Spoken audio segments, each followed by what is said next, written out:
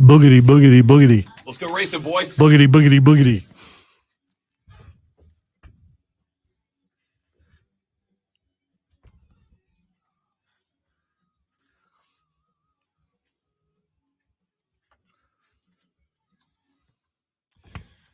Friday! Welcome in, ladies and gentlemen. The Rob Brown Show is on the radio. It is the Fan Upstate. Howdy, y'all. Good morning, Upstate South Carolina. Hello, America. What up, world? How's everybody? Y'all doing all right on a football Friday? My friends, my family, mi amigos. Are we good? Are we just having the time of our lives? I certainly hope so. Good morning. You had to ruin it. We were having a good start to the show. I don't know if you noticed this, but when you said good morning, you said it that way. No, I didn't, because I'm not three. I could go back later if I want to put the effort into it. Probably not, but I could and like overlay them. I mean, it was perfect. You know what I started doing last night? And I wish I would have finished it, but I started watching Thursday Night Football, and I had a 5-leg 4-1 parlay on the line that I was way invested in it hitting or not. I started making, I really shouldn't even tell you, I should just finish it and have it ready for Monday, because the Michigan investigation has taken another few steps forward. And yes, we are going to talk about it very shortly, because lol, I started making a CSI Ann Arbor theme song that we're going to use every time we do a Michigan segment from here on out. Dude, yes, we've got to do that. I was pulling clips from the different lead detectives of all the different CSIs, you know? It looks like somebody. And then he would say a funny thing. I just don't know what to put there. But like, we're going Horatio. CSI Miami, we got a little Who background music. We won't get fooled again. Which, by the way, sources saying that TCU used dummy signs and tricked Wolvie and then kicked their ass. Yay! Yeah, because see, that's the anomaly in the whole thing, is that they had that season and then TCU just tore them up. Yes, it was very odd. So that would show how much they actually relied on having the other team signs. By the way, and we're going to get to this here in just a couple of minutes, because to me, this is the biggest part of the story. You know what I find totes funsies is that there's a big deal being made out of. The NCAA is in Ann Arbor now. Okay. They've got boots on the ground. They're not the only one there, though. They're not. So's the FBI. Yes. Now, to be abundantly clear, the FBI is not in town investigating the sign stealing scandal, just so we are all clear. You will remember. Yeah, but I know you're going to get to this, but here's the thing. When you're there investigating one thing and other things keep popping up, you can't help but look at that also. That's all I'm saying. Because this is a jurisdiction issue. By definition, Michigan did not do anything against the law. Therefore, the FBI would have nothing to do with this. This is 100% the NCAA and the Big Ten. So that is not to say that there's no universe in which the NCAA might not ask for a little assistance. I know we're going to get to this, but Rob Brown, last time I checked, theft is illegal. Theft is illegal. This is not intellectual property for which laws of theft apply. How is it not intellectual property? Because if you are... I know this is deep, but how is it not intellectual property? I mean, I understand what you're saying, but like, find me any law anywhere that says a football signal is intellectual property, and then we can talk about it. But there's not one. Not yet. There's not one. Not yet. Right, but you can't go back and prosecute them after you've made it a law for something they did before. There are precedent-setting situations, and this could be one. I don't disagree, but you cannot prosecute based on something that was not against the law. My little brother is a criminal defense attorney. He literally does this for a living. They go looking for aspects of what happened that they can say this part of it was not against the law, therefore none of it goes against. Like, this is a whole thing. The NCAA, you will remember that Michigan had to fire a staffer what feels like a dozen years ago. Turns out it was like March of this year. Remember that Weiss guy? Not Charlie. It was like, I don't even remember. Was it Matthew Weiss or something? Doesn't matter. But Michigan had to fire a wasn't staffer. Rachel, was it? No, it was not Rachel Weiss. Okay, cool. Mama. They had to fire a guy for what eventually was labeled improper computer access utilizing school computers, right? So that guy got canned, and the FBI is in town investigating that. That is an entirely separate, entirely different thing. My question is it possible that that investigation is what led to the discovery? Because the computers he used were in the Michigan Athletic Department. That's what I was saying. Well, I understand. I'm saying okay. the FBI. So all right. So there's two overlaying threads here, and they can't be convoluted. There is a possibility. Let me say that one more time. Possibility that the initial investigation into the improper accessing of a computer by this Michigan staffer was what led to the discovery of the drive that had all of this Michigan manifesto on it. The second thread is the FBI is investigating that. They are not investigating the sign stealing scandal. The initial investigation may have been what led to the discovery of the Michigan manifesto. We don't know that yet. That is not for certain, and I don't think can know that. But it is possible it may have led to the discovery. And that's kind of what kicked this whole thing off. Now, this morning, because I was awake, I was reading through a bunch of different takes about this because I cannot describe to you how thoroughly entertained I am by this whole story, right?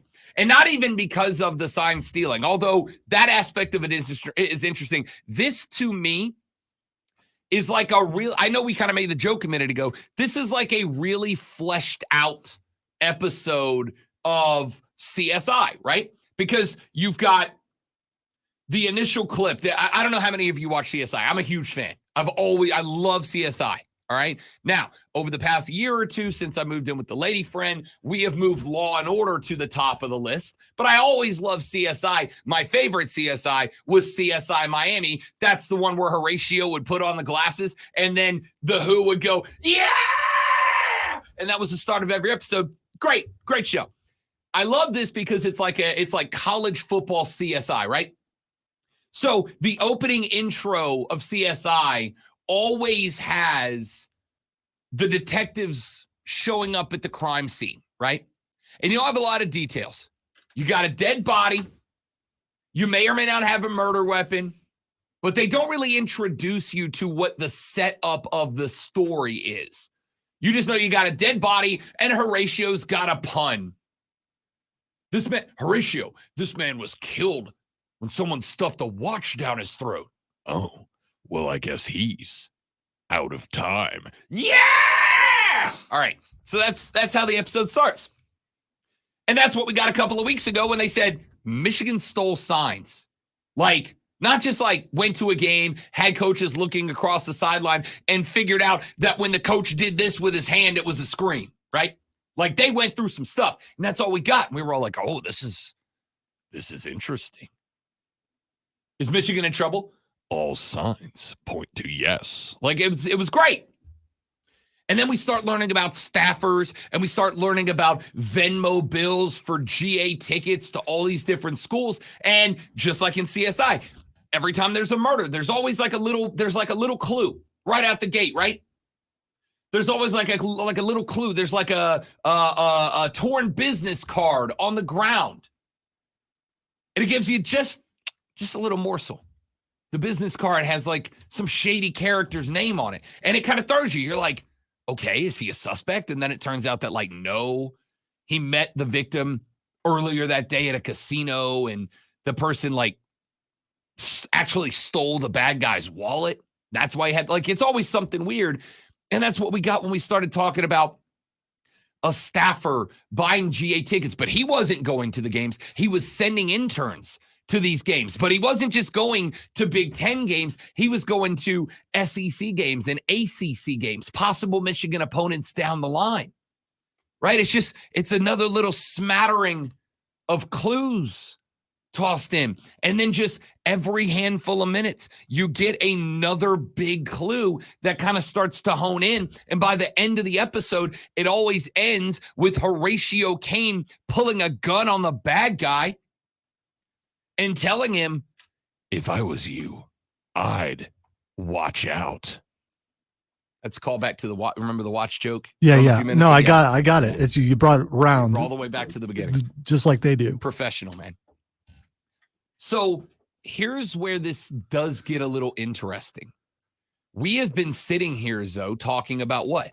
What kind of punishments could Michigan be looking at? Could they be barred from the playoffs? Could they be forced to forfeit the season?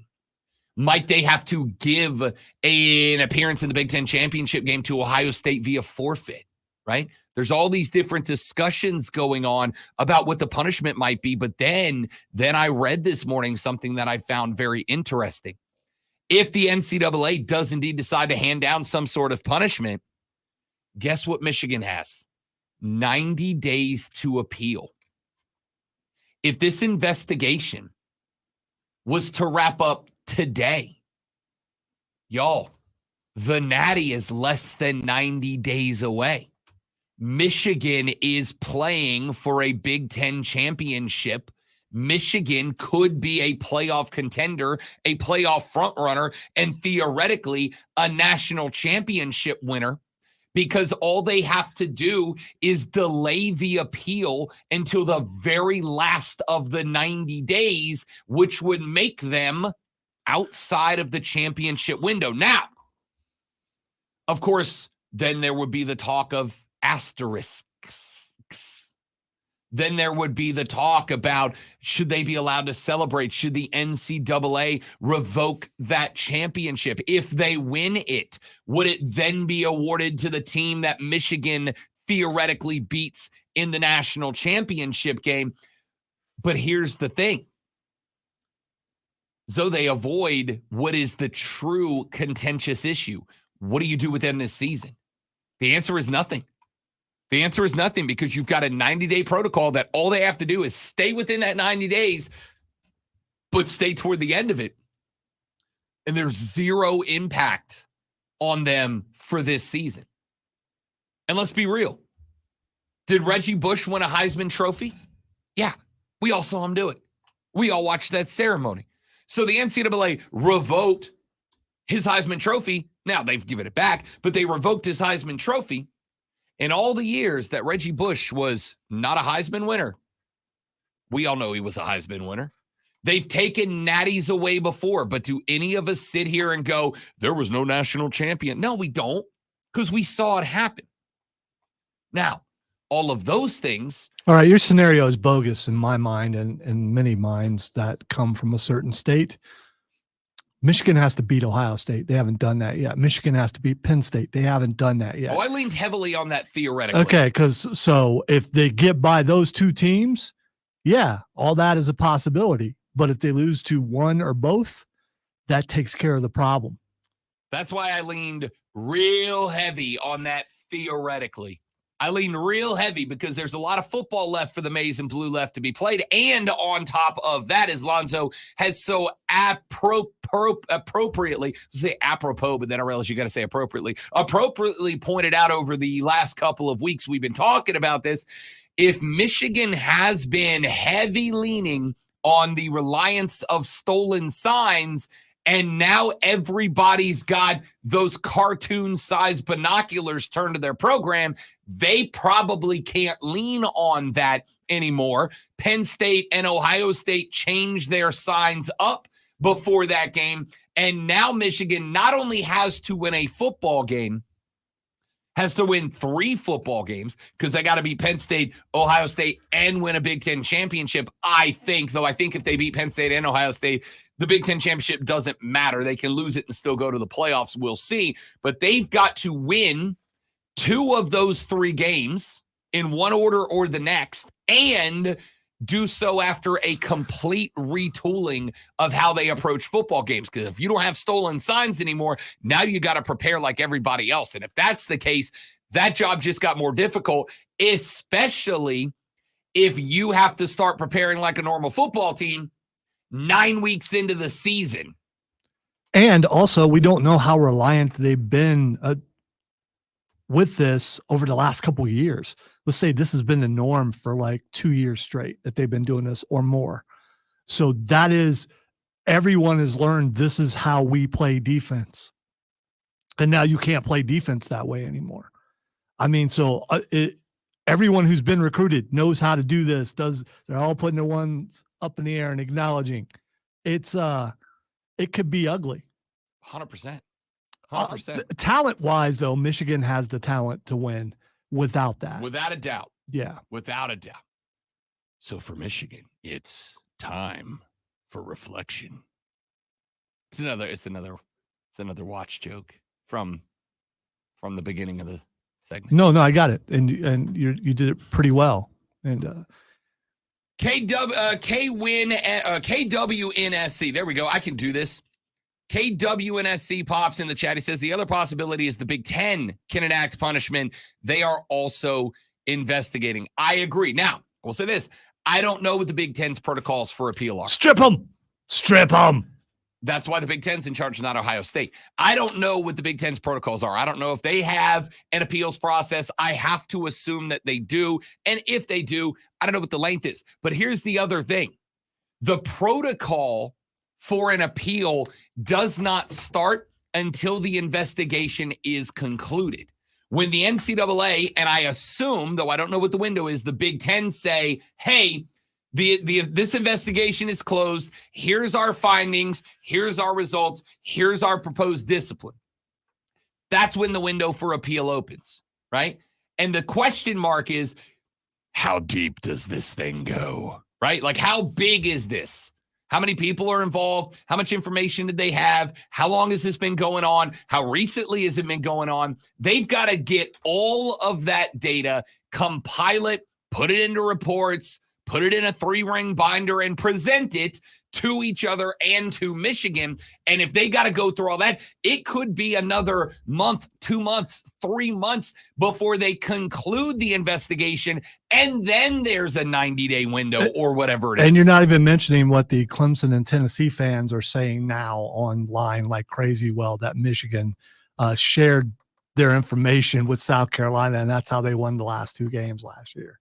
You haven't seen that? That's funny. So everybody's doing that. Yeah. This was my favorite one. Well, I only have like Clemson people on my feed for, I don't know why. I've got, and it was not Mark Shelley, but he is the example that I have a bunch of Penn Staters in my life.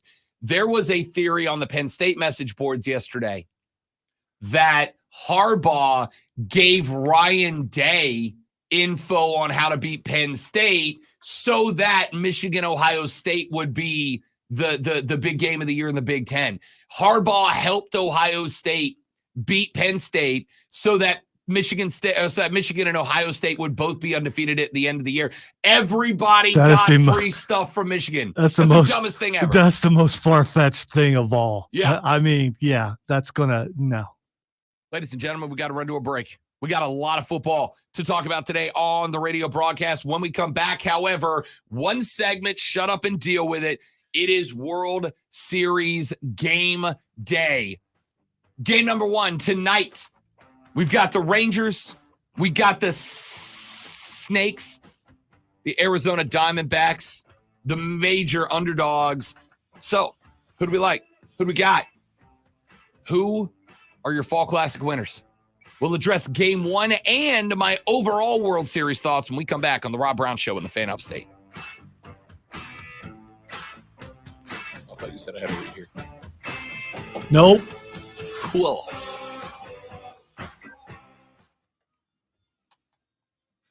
All right. Good morning, guys. Welcome in.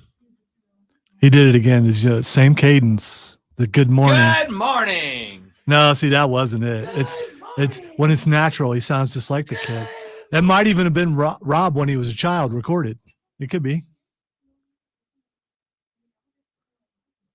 Yeah, it's everywhere. People, but it's the internet, so they're going to do that.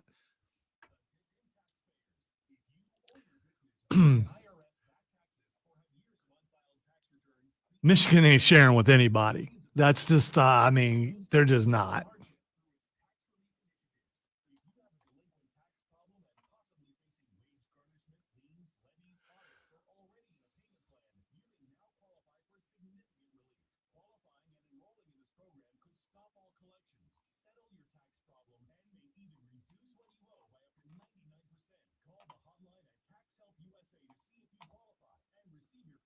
Don't know if you guys knew this or not, but it's Friday. It is. Oh, I just remembered something that I need to do.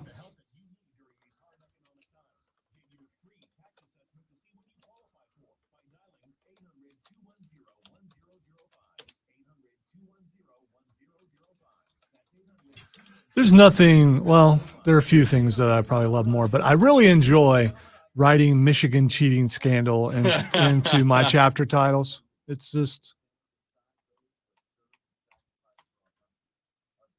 I got to pull a Halloween costume together by tomorrow. What am I going as? well, you can go as a wrestler easy because you've got plenty of that stuff. You can go as a hockey player. Just wear your hockey jersey and go get some blackout stuff and black your teeth out. That's not a bad call. And maybe make a black eye. That's not a bad call. Yeah. Honestly. I wonder, you know what? You probably know a guy that you could probably borrow one. You could borrow one of those. You get a helmet. Yeah. I mean, and a hockey stick. We're doing costumes on Bet for the Cycle tomorrow. We are also doing costumes on the Upstate Pulse tomorrow. Yes. And we're doing costumes on this show on Monday. Are we? Oh, hell yeah. Why would we do it Monday? Halloween. By Halloween, I meant Tuesday. Tuesday. Okay. I'm just checking that you're going to be here Tuesday. I think since I've let the hair go a little bit, I'm leaning Big Lebowski. Would get a big robe. Would everyone get? Well, maybe if you do that. Like I go robe, I blow the hair out. Yeah. Do that. I'm going to do I'm probably wearing the same costume that I'm wearing Saturday. Sunglasses all day. Although I really, there's something else you could do with your hockey jersey. If you could get you a Casey Jones mask. That's not bad. Yeah. That's not because I have a hockey stick. Yeah. But you could also, you could borrow that and throw in some baseball bats and stuff. Just get you a thing, and just find a holster. Well, it's not. It's that thing where you put arrows in it. A quiver. Get a quiver. Yeah. You can find a costume quiver probably pretty cheap. The problem is I did what I do every year and I waited till the day. I mean, I have plenty of time to get a costume for Halloween, but we found out Wednesday Cody, me, and Mario decided yesterday that we want to do costumes Saturday for the show. I can tell you right now where 3 different Halloween places are. Yeah, but I need, if I'm going to do a robe, I'm going to go get, I have a blue robe. No, I meant if you wanted to go Casey Jones. Yeah. Or something. There's actually one right here behind me. There's a Spirit at the end of the road here. There's one on my way home on Haywood. The one in Haywood's the best one, the one in the Haywood Mall. Yeah.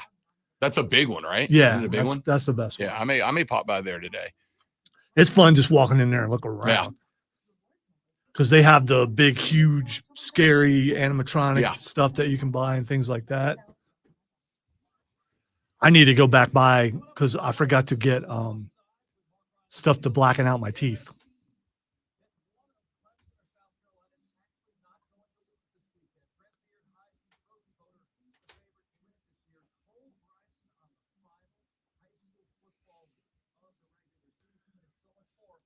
He's not avoiding that. He just hasn't come to it yet. No, I'm not avoiding that at all. In fact, at 8:40, the fellas from Moving the Chains are going to join us, and we're going to talk Burns Indians. It's kind of a big game, right? Or something. It's kind of heard it was kind of a big game. World Series game numero uno is this evening, ladies and gentlemen, and I could not be more excited about it for a bunch of reasons. Number one, how refreshing is this, right? How refreshing is this? How nice is it that we got some new blood in here, right?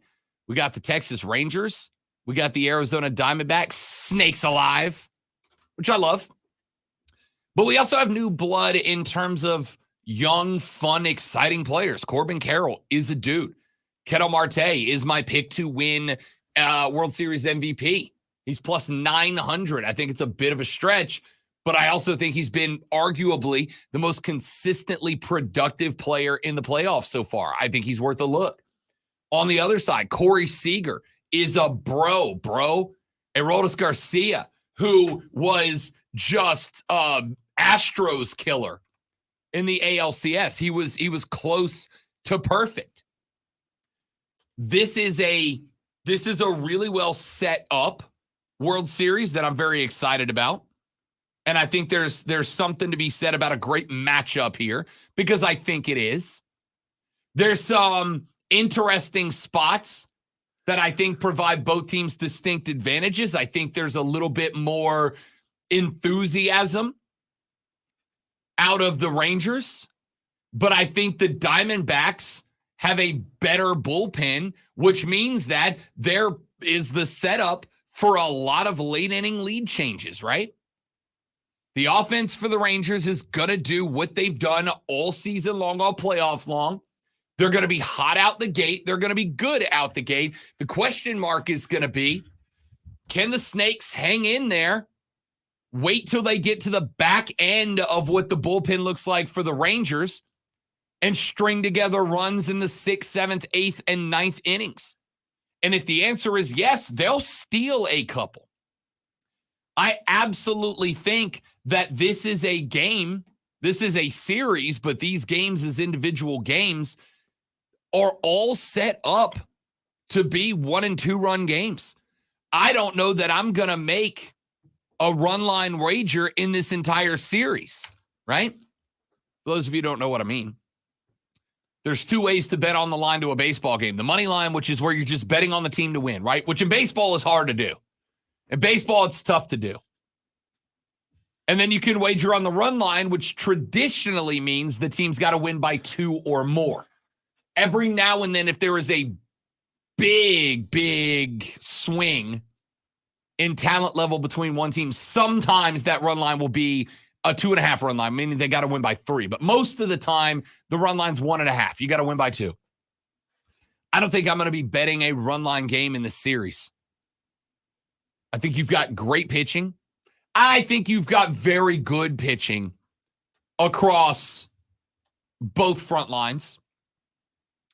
I think you've got a better bullpen in Arizona. I think you've got probably more consistent offense. I think you've got bigger stars in Arizona. And when I say bigger stars, let me be clear. These are rooks or young guys. This is an Arizona Diamondbacks team that I think built themselves in a very similar fashion to the Atlanta Braves. It is a team that is built on internal prospects. It is a team that was built out of the farm. It is a team that built itself on investing in players and trusting players to get better within the franchise as opposed to going out and just buying guys. Texas has Scherzer, Eovaldi, Jordan Montgomery as their top 3. That's a good 3. Arizona's got Zach Gallen, Merrill Kelly, and Brandon. Thank you very much. I don't want to blow my voice out. This is too early. It's Friday, dude. We're all in. I think the Diamondbacks have the better of the opening 2. Scherzer's been good. But long gone are the days of Max Scherzer going out and just dominating, right? Max Scherzer used to be a guy that when he was on the bump, it was like an auto dub. And he's not that guy anymore. Last couple of games out, 2.2 innings pitched, 4 hits allowed versus Houston. 4 innings, 5 hits allowed, 5 earned runs. He had 1 dominant game against Toronto back on the 12th of September, where he went 5.1 with 3 hits and no earned runs, but he K'd just 2, right? Max Scherzer is not that dominant guy that he used to be. I for the record, wish that he would be. I wish that he would be because it would be a hell of a lot more compelling. But when Scherzer's on the bump, he's a beatable pitcher, especially for an Arizona team that is not scared to take big cuts. That being said, Nathan Eovaldi is going to the bump for Texas, the former Boston Red Sox.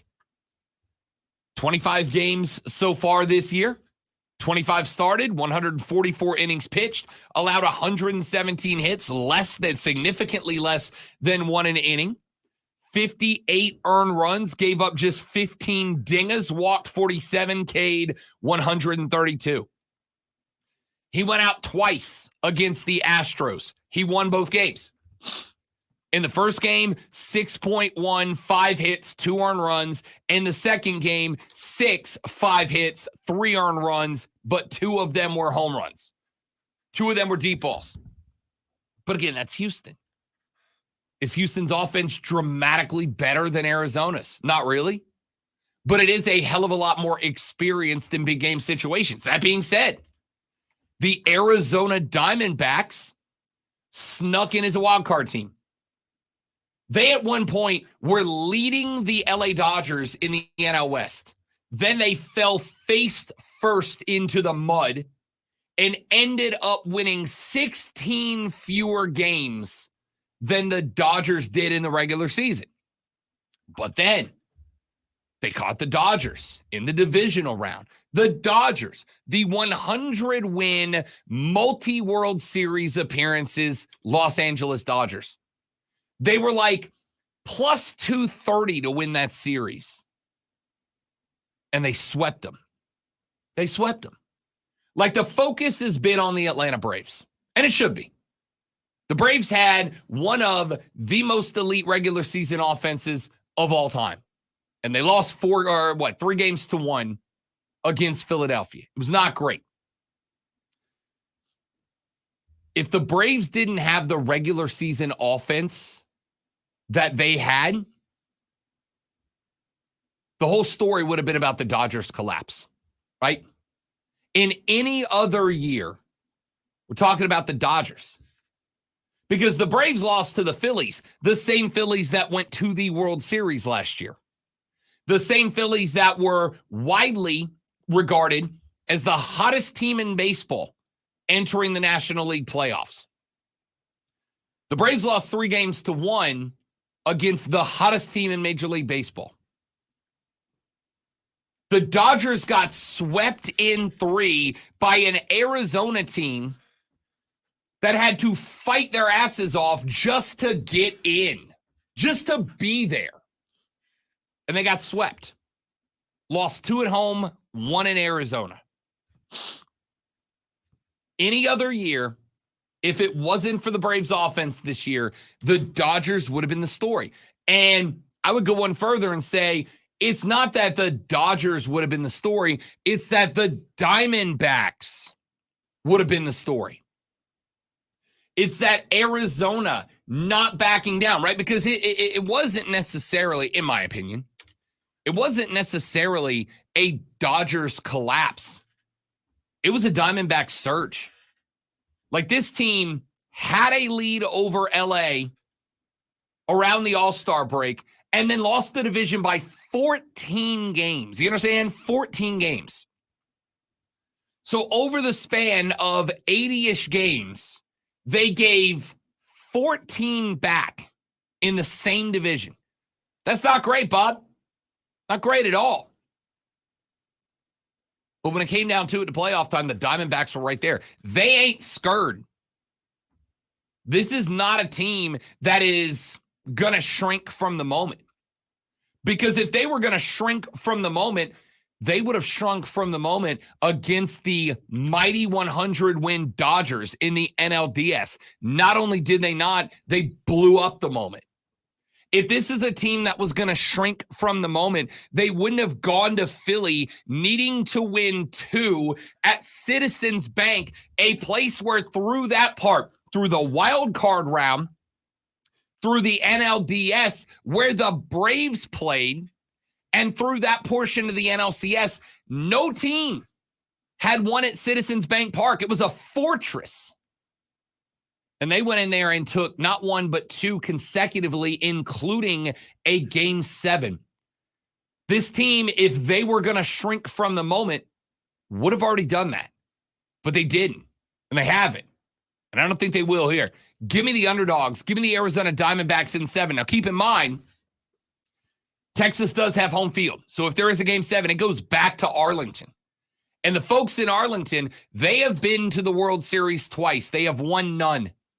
They want one. They're hungry too. But this Diamondbacks team, man, it's built different. Cody Decker's been telling me since May, look out for this team. They are a playoff team. They are not a young team that's going to fall off because the pressure's on. And he's been spot on so far. I'm riding with him one more time. Let's take a break. When we come back here in just a minute, ladies and gentlemen, I got a few more things I want to get to in this hour of the show. We started talking about the NCAA on campus in Ann Arbor investigating the signs. They took something that didn't belong to them. The sign stealing scandal. I got caught up by the snakes. Sorry.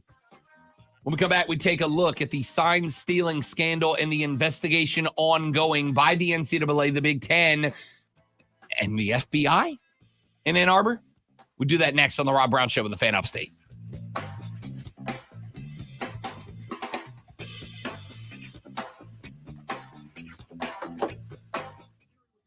Can you throw me in queue so I can make sure my soundboard's on? Perfect. Nope, not working.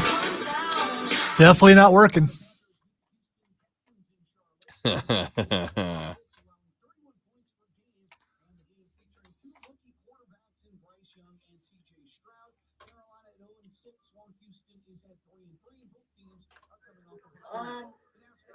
don't really know that. Doing all their investigations, and, they're coming at Michigan. Well, Michigan's got a shot to win the national championship this year. So, I don't know. It is what it is, I guess. The time will pass, and people will forget about it and move on once the champs again.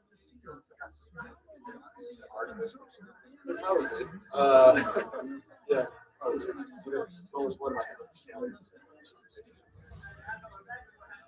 I didn't have a relationship with him. Is that Aiden Hutchinson? The coaches upstairs that you don't really ever. But he's smiling the whole time. I don't think any of the players really had a relationship with him. So, yeah. How much did you know the other team signed? I don't know. Was that something that came to you? No, I mean, there's. Why did it pause and stop and at the What he time. meant was I don't.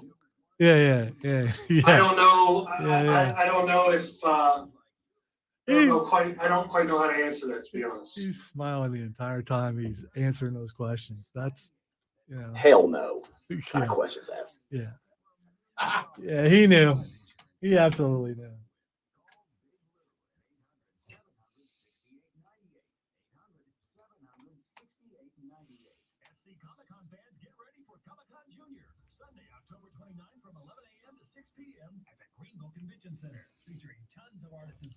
No, people ask that every time. But if you look at it closer, I think it says it's all right. So I went to Marion Franklin High School in Columbus, Ohio. that's what your shirt says. Yes. Well, I don't think you can see the small part of it. And Clinton are the Red Devils. Yeah. So I don't know which school's older, but I'm guessing Marion Franklin probably is older. So sure felt like it when I was there. And I graduated in 1986. So this is one of the weaker looking Devils. The one with the goatee and the mustache looks a lot more like you don't want to wrestle or play football against us.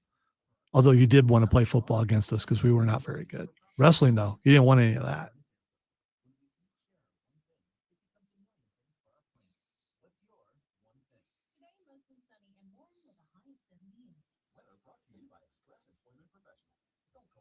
They tried to change the mascot at one point because it's evil, but it it didn't work.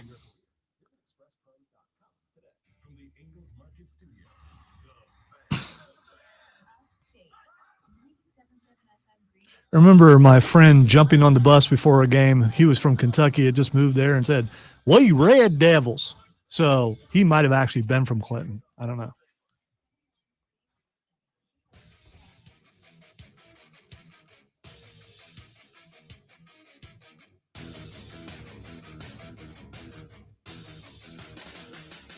Coming up in the next hour of the show, we've got your water cooler cheat sheet, the 3 items you have to know before you get to work and start talking sports. We have got your quad box, your 4 games in all 3 windows for college football Saturday that you need to know about. And at 7:40, your Palmetto preview, where we take a look at how Clemson can beat North Carolina State and why South Carolina cannot beat Texas A&M. That is all coming up in the next hour of the show. But before we get there, an NCAA enforcement staff, and by staff they mean multiple people, are currently in Ann Arbor, Michigan. They are at the University of Michigan, and they are looking into the sign stealing scandal going on, according to ESPN. Sources told the 4-letter that arrival of NCAA enforcement just a week after the investigation formally launched is an indication of the priority that the case is taken within the organization. The Big Ten has also confirmed that the NCAA was investigating allegations of sign stealing. Since then, Michigan has obviously, as we've mentioned on the show, suspended Connor Stallions, an analyst making $55K a year that ESPN identified as one of the key people in the probe. Now, here's part of the reason that this is interesting to me. $55K a year. It's not no money. It's also not a lot of money. And it's certainly reasonable if you're not doing anything else with your life.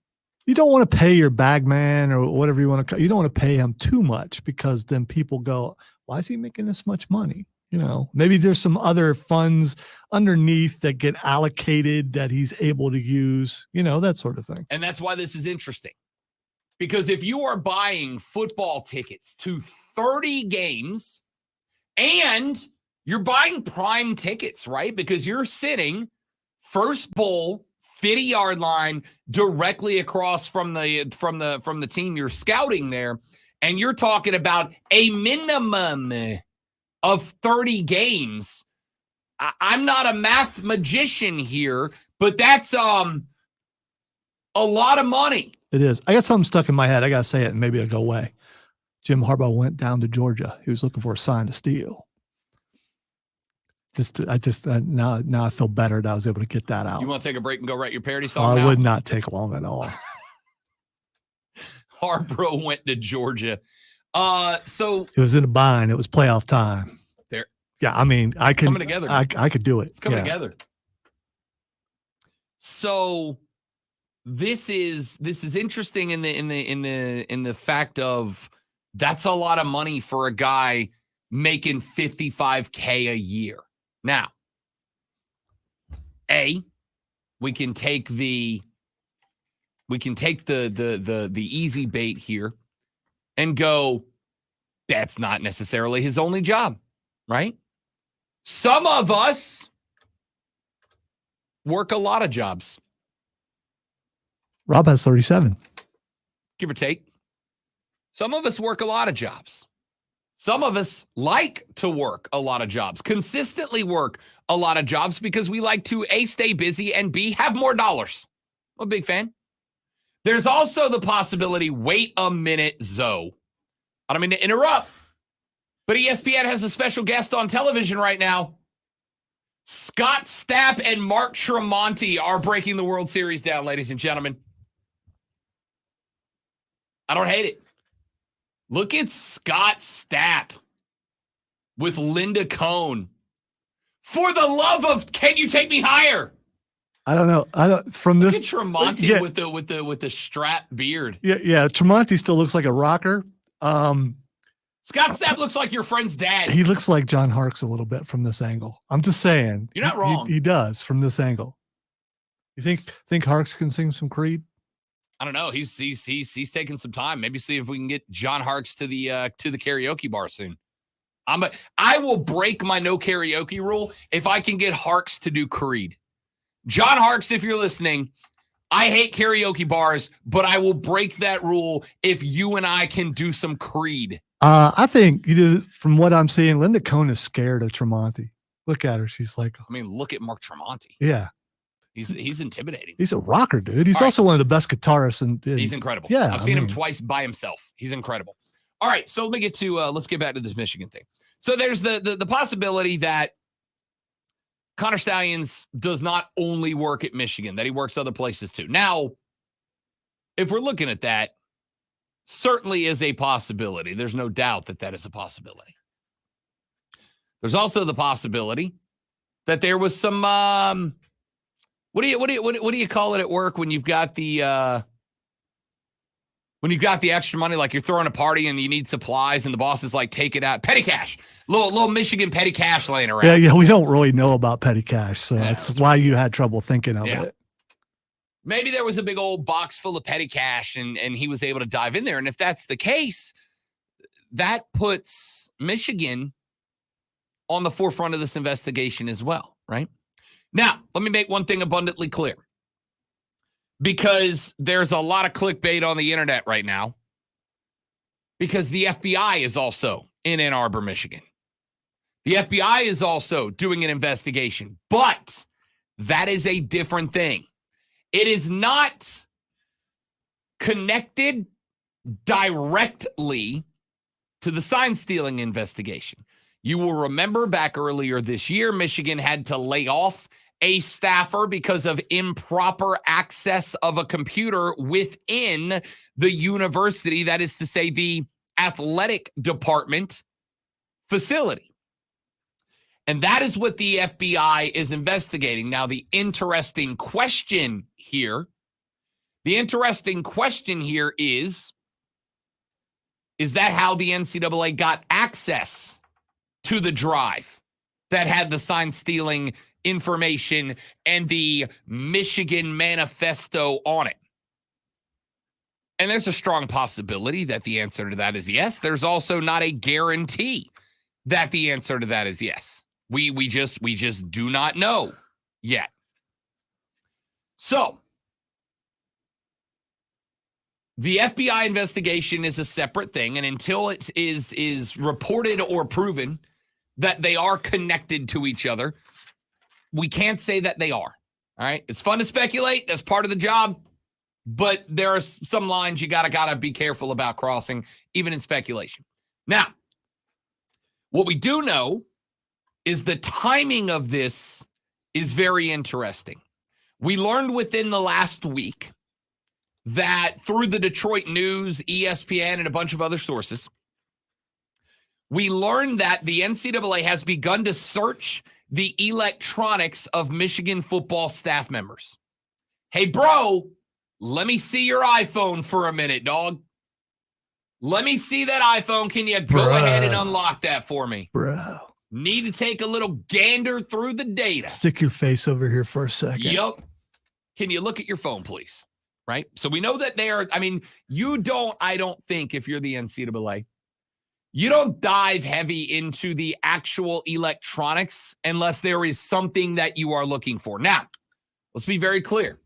The NCAA is not a law enforcement agency, which require warrants and whatnot to get in. They're their own agency. They're like magistrates or something, right? Because they can hand down. I mean, as far as college football, yeah. Right.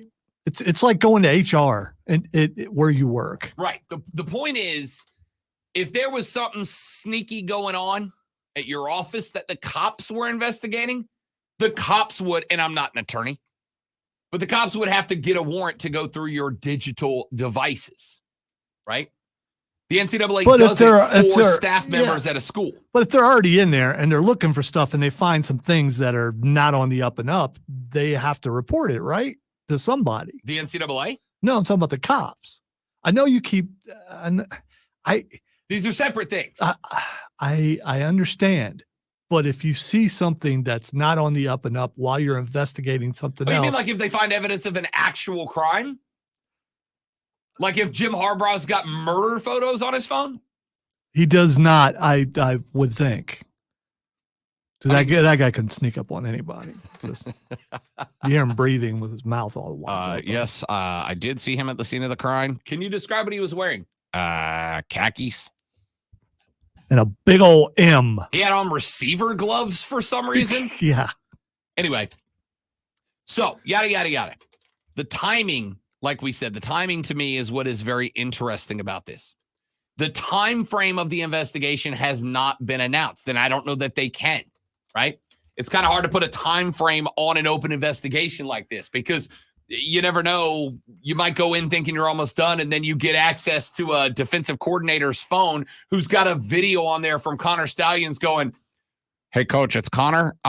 Listen, if James Franklin wipes his hand across his forehead, that means power ISO dive," right? You find that video, now you got to go down that rabbit trail too. But here's what we do know. What we do know is this. The NCAA still has not completed Michigan's other outstanding NCAA case, which is tied to recruiting allegations during the COVID-19 dead period. The timeline of this case, according to ESPN, even being finalized before the start of next football season, according to ESPN, is, quote, unlikely, end quote.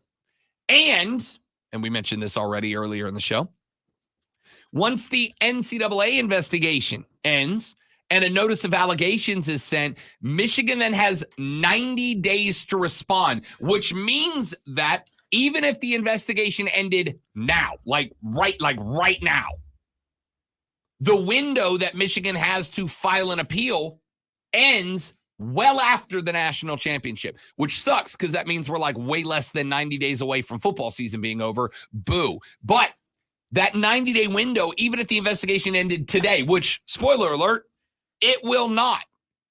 It will not.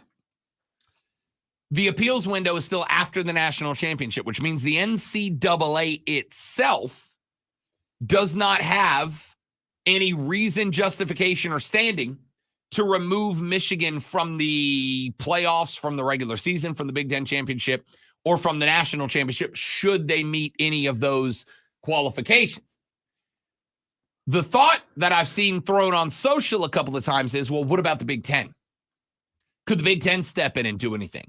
And the answer is, to be 100 with you, I don't know. I don't know if the Big Ten's protocols and regulations are different than the NCAA's. But what I do know is that if the Big Ten has an opportunity to put a team into the playoffs, into the Natty, they are not going to go, no, we'll go ahead and take ourselves out of the game. Maybe if Ohio State beats Michigan and is undefeated at the end of the year, maybe the Big Ten would be like, okay, we'll bring the hammer down for the optics of the situation. But if Michigan is undefeated and go into the playoffs, the Big Ten is going to say, well, we're not comfortable taking any punishment into play with the NCAA not doing it. The Big Ten won't have to do it. The playoff committee will do it. There have been times that they've picked or not picked someone ranked really high, and people are like, well, why didn't you do that? And they come up with some convoluted reason.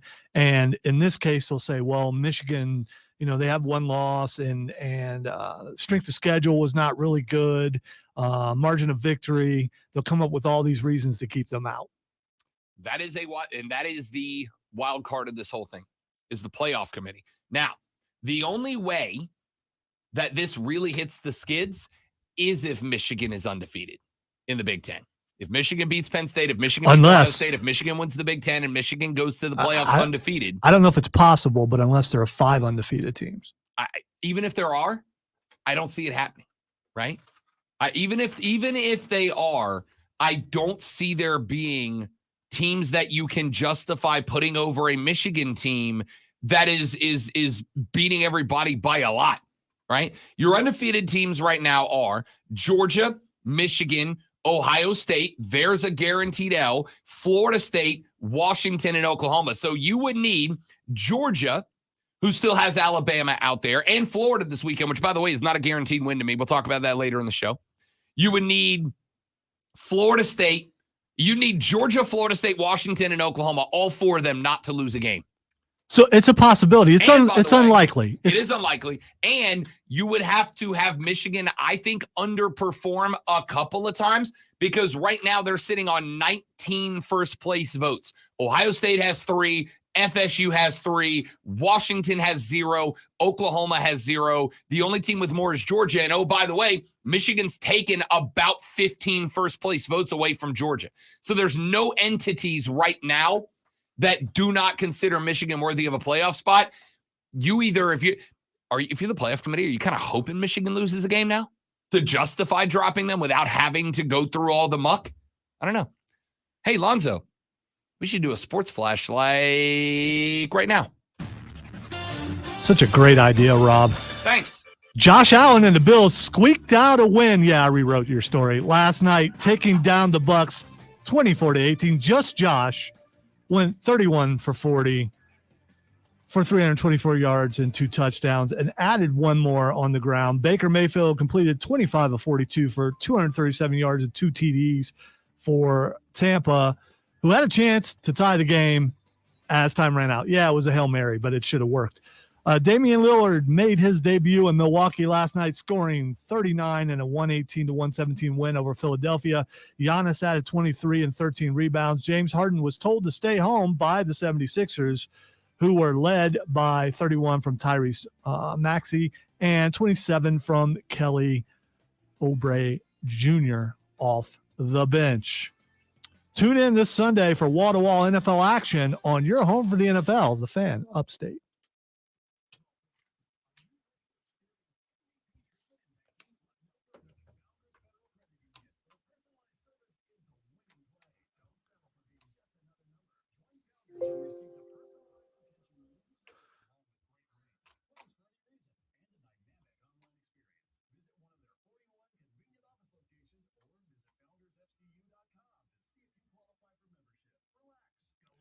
I'm guessing he hasn't seen that yet, Jesse. He needs a 4th screen.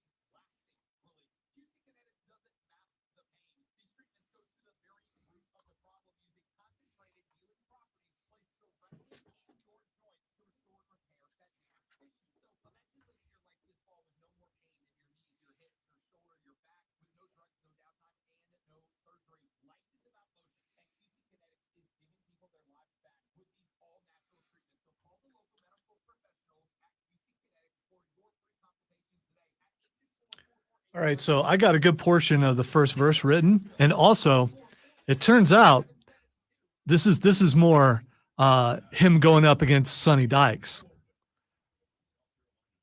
My name is Sonny, and instead of Johnny, because TCU beat him, even with the sign stealing going on. So,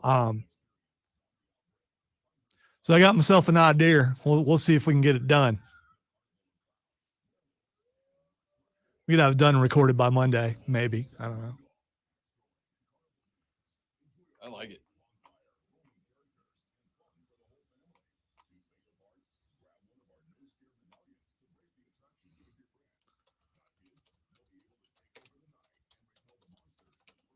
Jim Harbaugh went down to Georgia.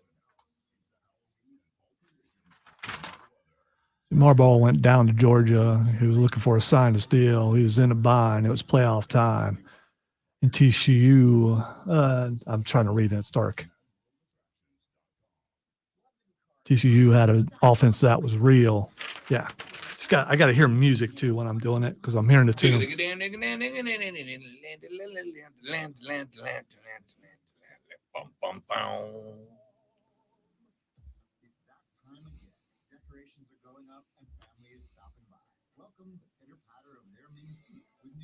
Pitter patter.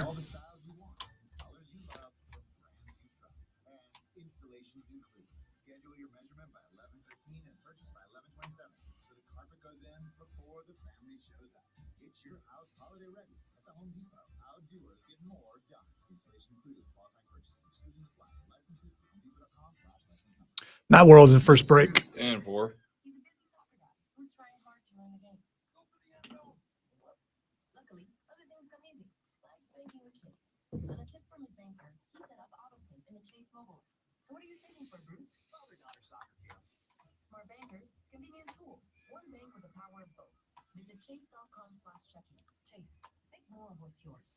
AutoSave requires a Chase checking and savings account. Chase mobile app is available for select mobile devices. Message and data rates may apply. JP Morgan Chase Bank and a member FDIC. Upstate. WORD Spartanburg. W249DL Greenville. W246CB Spartanburg.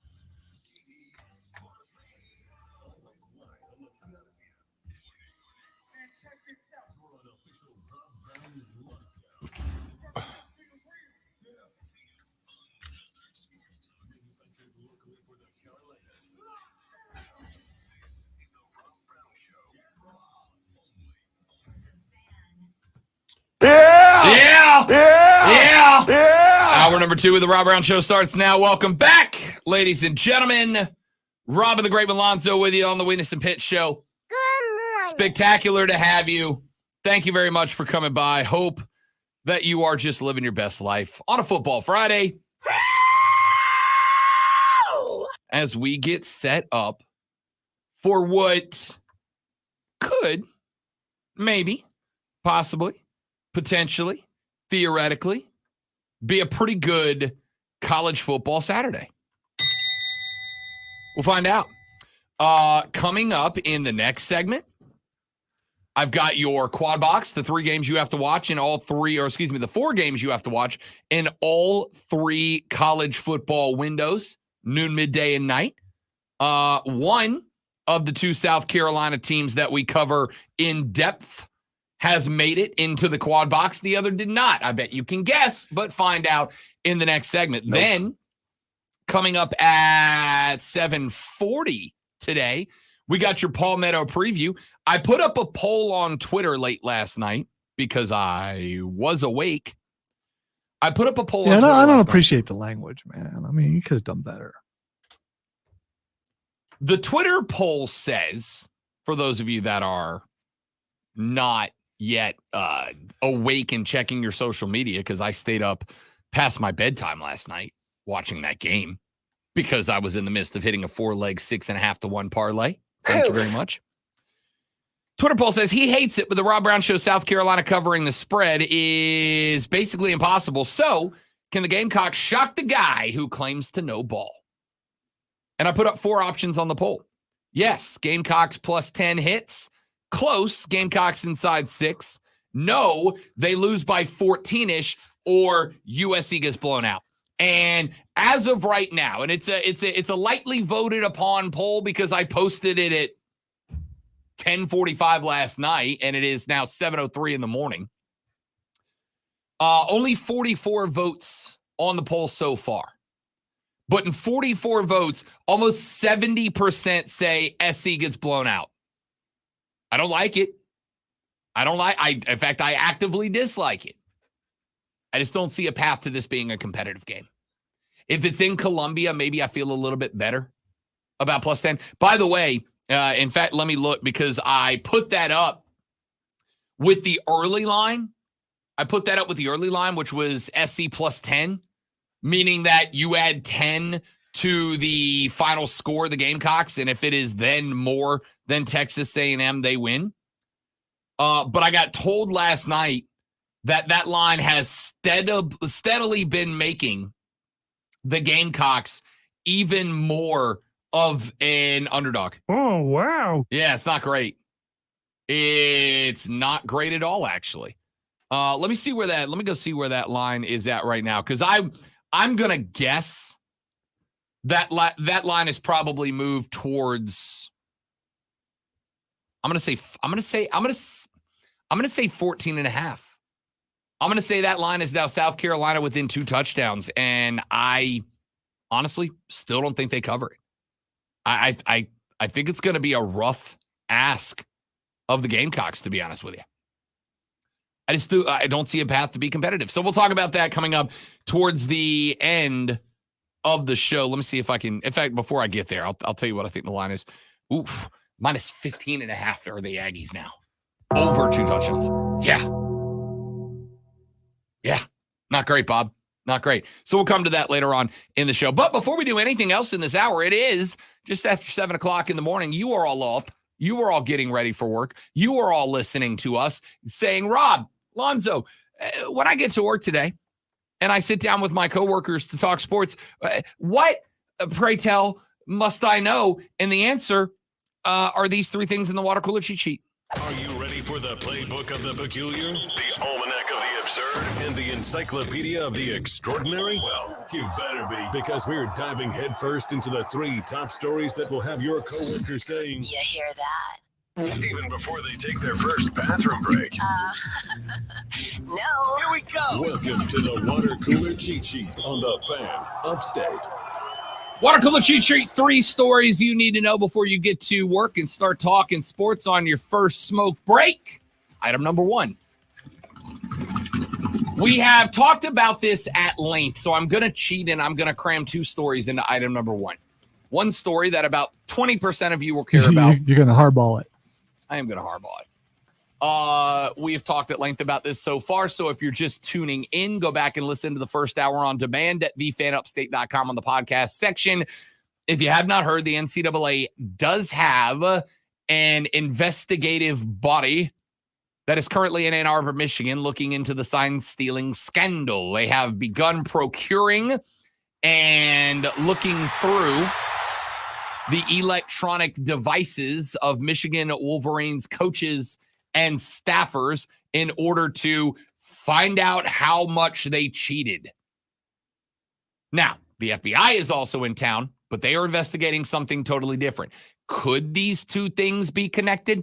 Absolutely. Duh. Absolutely. It could very much be that the investigation into the staffer that was let go back in the early portion of this season was what led to the discovery of the drive that had all of the sign stealing information on it, though we do not know that yet. We have not gotten that report yet.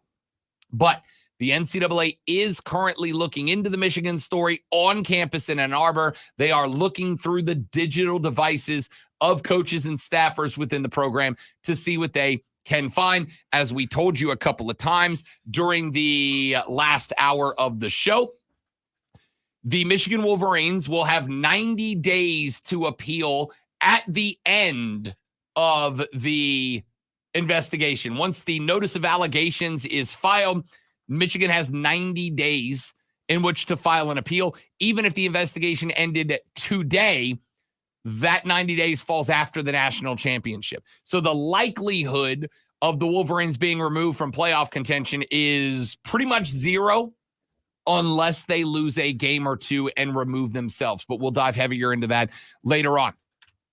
I'm also jamming into item number 1 because most of you are over the Michigan story. Some of you will care about this. Come on. It's the biggest story in sports right now. Agree. How could you be over this? Because We as need of right now, more talk about this. said the Buckeyes fan. LeBron James has been placed by the LA Lakers on a 30 minutes per night minutes restriction. And I think it's fair. LeBron James is 38 years old. LeBron James turns 39 in just a couple of months. LeBron James is in his 21st season of NBA basketball. By the way, I heard earlier that he is the oldest player in the NBA. I believe that is correct. Yeah. So, wow. And also still one of the 10 best players in the NBA as the oldest player in the NBA. Do you understand how big of a deal that is? So the Lakers, in order to make sure that LeBron is ready to go to the end of the season, have placed him on a 30 minutes per game minutes restriction. And that lasted 2 games because last night entering the 4th quarter, the Lake Show was down a dozen. At that point, LeBron had about 6.5, 7 minutes left in his 30 minutes to play. And Coach Ham had a decision to make. Do I follow the minutes restriction and risk the Phoenix Suns blowing us up and us not really mattering if we play LeBron, or throwing LeBron out there for 7, not building a big lead and giving the Suns an advantage down the stretch? Or do I play Braun? So he went to Braun. He said, yo, are you willing to go over the minute restriction?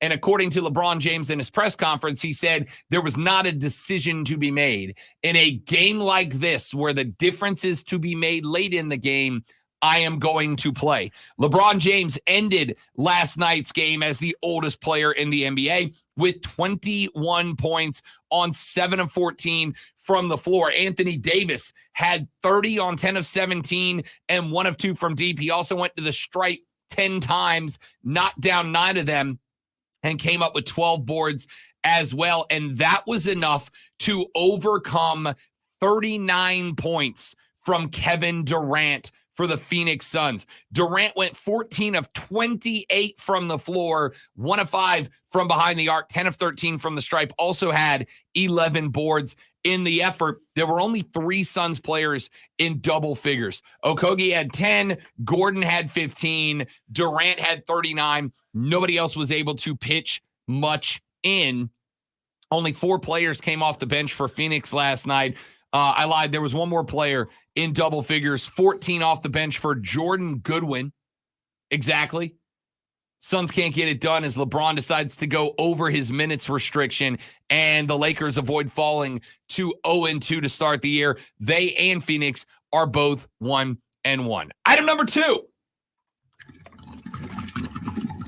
The World Series gets underway tonight. The Arizona Diamondbacks are on the road for Game 1. They are visiting the Texas Rangers in this one. It is going to be a matchup that I can't tell you how excited I am off the bump. Zach Gallen is going for the Diamondbacks. Now, Zach Gallen is 2-2 in these playoffs so far, but despite a 5.24 ERA, he is sitting with a whip of under 1.5. He has thrown 22 innings, allowed 24 hits, and K'd 13. Zach Gallen is nowhere near the best Zach Gallen can be. This game, Game 1, is 100% going to be determined by Zach Gallen. Nathan Eovaldi is going for Texas, and Nathan Eovaldi has been lights out in these playoffs. He is 4-0. He has an ERA of under 2.43. He has a whip of under 1.96. He's gone 26 innings, given up 21 hits. He's K'd 28, averaging over a K an inning, and he has issued just 4 walks through 26 innings and 2 dingers. Nathan Eovaldi has been a bro so far in these playoffs. The question, will Zach Gallen be the Zach Gallen that was a Cy Young contender down the stretch, or will Nathan Eovaldi dominate Arizona like he's done everybody else? Game number 1 tonight in Arlington as the Rangers and the Snakes get it together. And finally, item number 3. Tampa Bay, Kerr, gave it what he had down the stretch, but ultimately the Buccaneers fall to 3-4 on the season. They take out a 24-18 L from Josh Allen and his Buffalo Bills last night. Allen went 31 of 40 for 324, 2 tutties, and an NHFINT, a not his fault pick. I mean, I guess it kind of was. He tried to spike the ball in an incredible defensive play, popped it into the air for the pick. Either way, Josh Allen also had 41 yards rushing and a touch on the ground on a 13-yard TD run. I mean, Josh Allen was Josh Allen last night. Really? Because Yeah. I must have watched a different game, because if he were Josh Allen and they were the Buffalo Bills, they would have blown out any team from the NFC South, and they did not do that. I disagree. Okay, that was a blowout last night. No. That was a one touchdown win. No, not at all. Eh, Not at okay, all. Not at all right. I'm saying I don't think the expectation of blowout Tampa Bay was on the table. I don't. Why not? Because the NFC South is really bad, and back when it used to be Josh Allen, you should be able to destroy another team like that. And No. there was definitely unless you want to say that Tampa Bay is good enough that it made it a game. I mean, Yes. you could say that, I do. or you could say that the Bills have come down No. and are not nearly what they used to be. I think there are two things happening here. Number one, I think, as you have said, not me, a number of times, you are incapable sometimes of taking your hat off, your fan hat. I think Josh Allen has been. He is not this year right now. That may change as the season progresses, but the Bills have been the biggest threat to the Chiefs. So you are working. By to the way, minimize that. Rob, there are no dominant teams in football, period. There is no team where you can go right now, that team's winning at all. I agree. So, in order for that to happen, teams have to come back to the pack, or the pack has to come up to the teams. And to me, Buffalo, I mean, look at the very first game, and they've steadily gotten better. They are not where they were last year. I'm not disagreeing with that. And this has nothing to do with whatever hat I'm wearing. I'm not going to disagree with that. But I think what I was going to say is the second point that it goes hand in hand with is the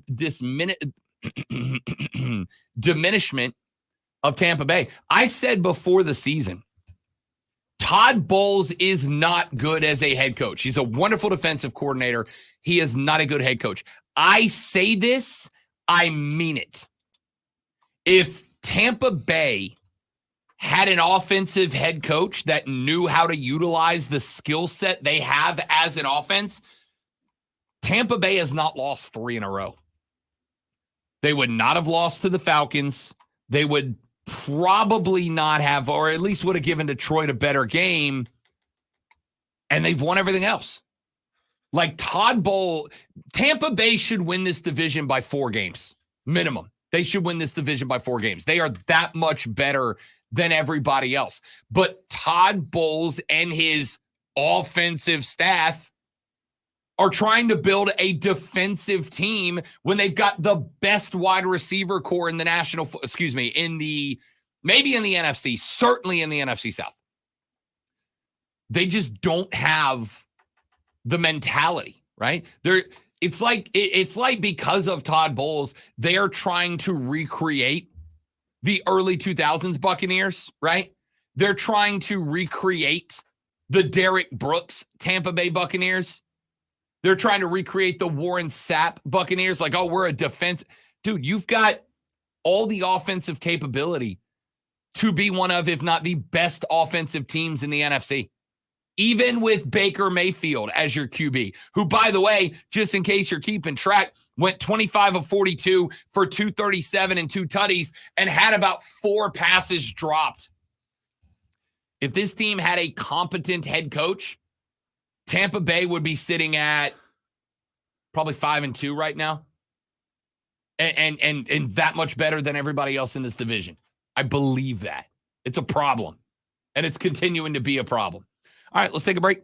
When we come back here in just a minute, ladies and gentlemen, the quad box. Oh, we got a caller? I'm lacking over here. Who do we have on the phone line, Lonzo? We have Kevin. Kev, what's up, big dog? Welcome back to the show, my guy. What's happening, my man? How you doing, buddy? Oh, man, chilling on a good Friday morning, man. Yes, sir. Just to reiterate on what you said a little bit. LeBron, 30 minutes, if not less. Like, why do you need a 40-year-old guy still trying to score 30 a game? Like, it's AD's season. AD and them young bucks, it's time to step up or bring somebody else in that's a consistent 25 to at least, 25 points. You can give me that any night. If LeBron can't do it, somebody else need to be doing this right now. 40 years old and you still want me to lead you to a championship? We're not going to make it this year. Thank you. Nope. It's not going down. So if you think LeBron going to be up there this year and scoring, he don't need to be. He does not. And playoff time, yeah. But right now, regular season, come on now. They know better than that. Yep. But it's Championship Friday, man. It is. We got regional championships all over the upstate tonight. Burns Gaffney tonight up in Gaffney, a game I'll have on the call here. We got a few other ones going on. It's going to be a good night of high school football, big fella. Oh, man. Chapman and Broome, both teams 9-1. Oh, man, I'll be on the call for that one tonight. Let me tell you something. It's going down tonight. We got the best running back in the state. Should be one of the best running backs in the state. I don't even know how many yards he got. But I tell you what, it's time to shut that down tonight. It is time to shut that down tonight and get ready to make this playoff run, man. I'm going to tell you, I like the Chapman Panthers, bud. I do. I like the Chapman Panthers. We got a receiver and Sean Cunningham and a quarterback and Coleman Gray both going to the North-South game, man. We got some young guys stepping up on offense, man. The running backs is running hard, man. I mean, they running, and we got the running backs. They can get you 3 or 4 yards, real hard yards, get down, make this thing second and third and short, and just run the ball, man, and just show that we can be one of the best teams on offense. Yeah, no, I agree, Kev. We got coming up at the end of this hour, Kevin Thomas, Jarrell Hendricks from Moving the Chains. They're gonna join us, and we're gonna break all those games down. Kev, good to talk to you, my guy. It is high school regional championship Friday, and coming up at about 7:42, we're gonna have all those previews with Moving the Chains. When we come back, the Quad Box, the games you need to watch in all 3 windows of college football tomorrow, and why on the Rob Brown Show on the Fan Upstate. I will. All right, guys, quick live read right here. Stay right there. We'll be right back.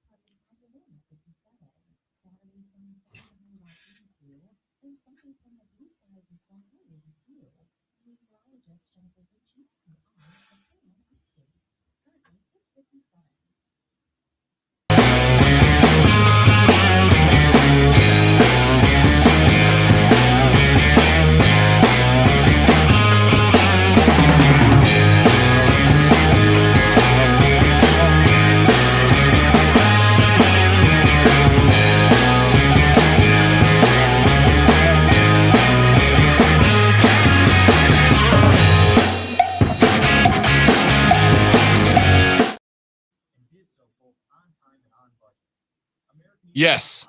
3 windows, 4 games each window, Steven. Can't wait.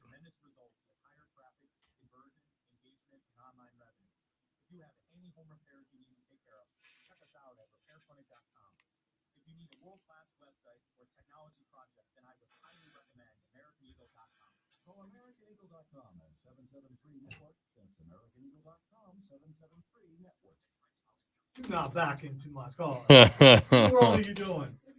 A full parking lot. Let me come down here with this thing. I swear. This thing. I mean, you were messing with it yesterday. I'm telling you. Just the pure. How do people not get hurt with this thing? I'm sure that they do. Because of how top heavy that is. I still say this is longer than a cricket bat. I have no idea. I don't care what. Chris, yeah. How long is a cricket bat? Cricket bat is 38 inches. How long is a hurling stick? 45 to 96 centimeters, 18 to 38 inches. Take So that, Chris. they're the same size. No. Yes. You said 45. 296 centimeters, which is 38 inches. All right, whatever. So they're the same size. Yeah, so take that, Chris.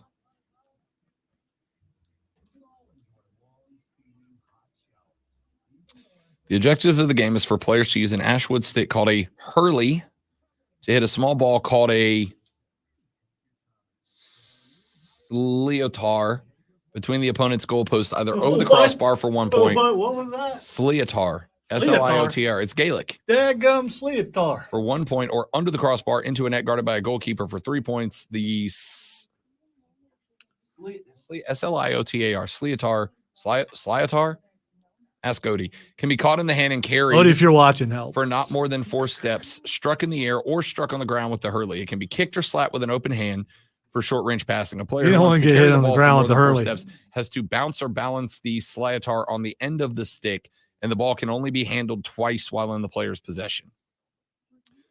Provided that a player has at least 1 foot on the ground, he may make a shoulder-to-shoulder charge on an opponent who's in possession of the ball or is carrying the ball, or when both players are moving in the direction of the ball. No protective padding is worn by players. A plastic protective helmet with a face guard is mandatory for all age groups of 2010. The group has been described as a bastion of humility, with player names absent from jerseys and a player's number decided by his position on the field. So like soccer. Bastion of humility. Just like this show.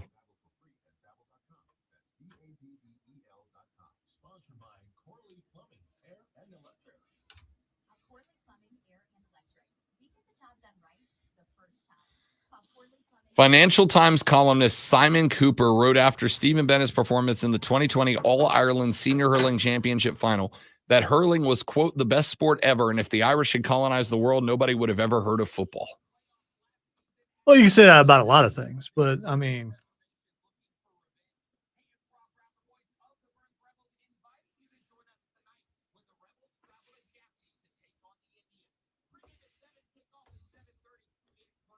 a good strike with a hurley can propel the ball over 93 miles an hour in speed and over 361 feet in distance. yeah, I can just by holding the hurley, I can see why it just sounds weird. Why you could propel an object a long ways.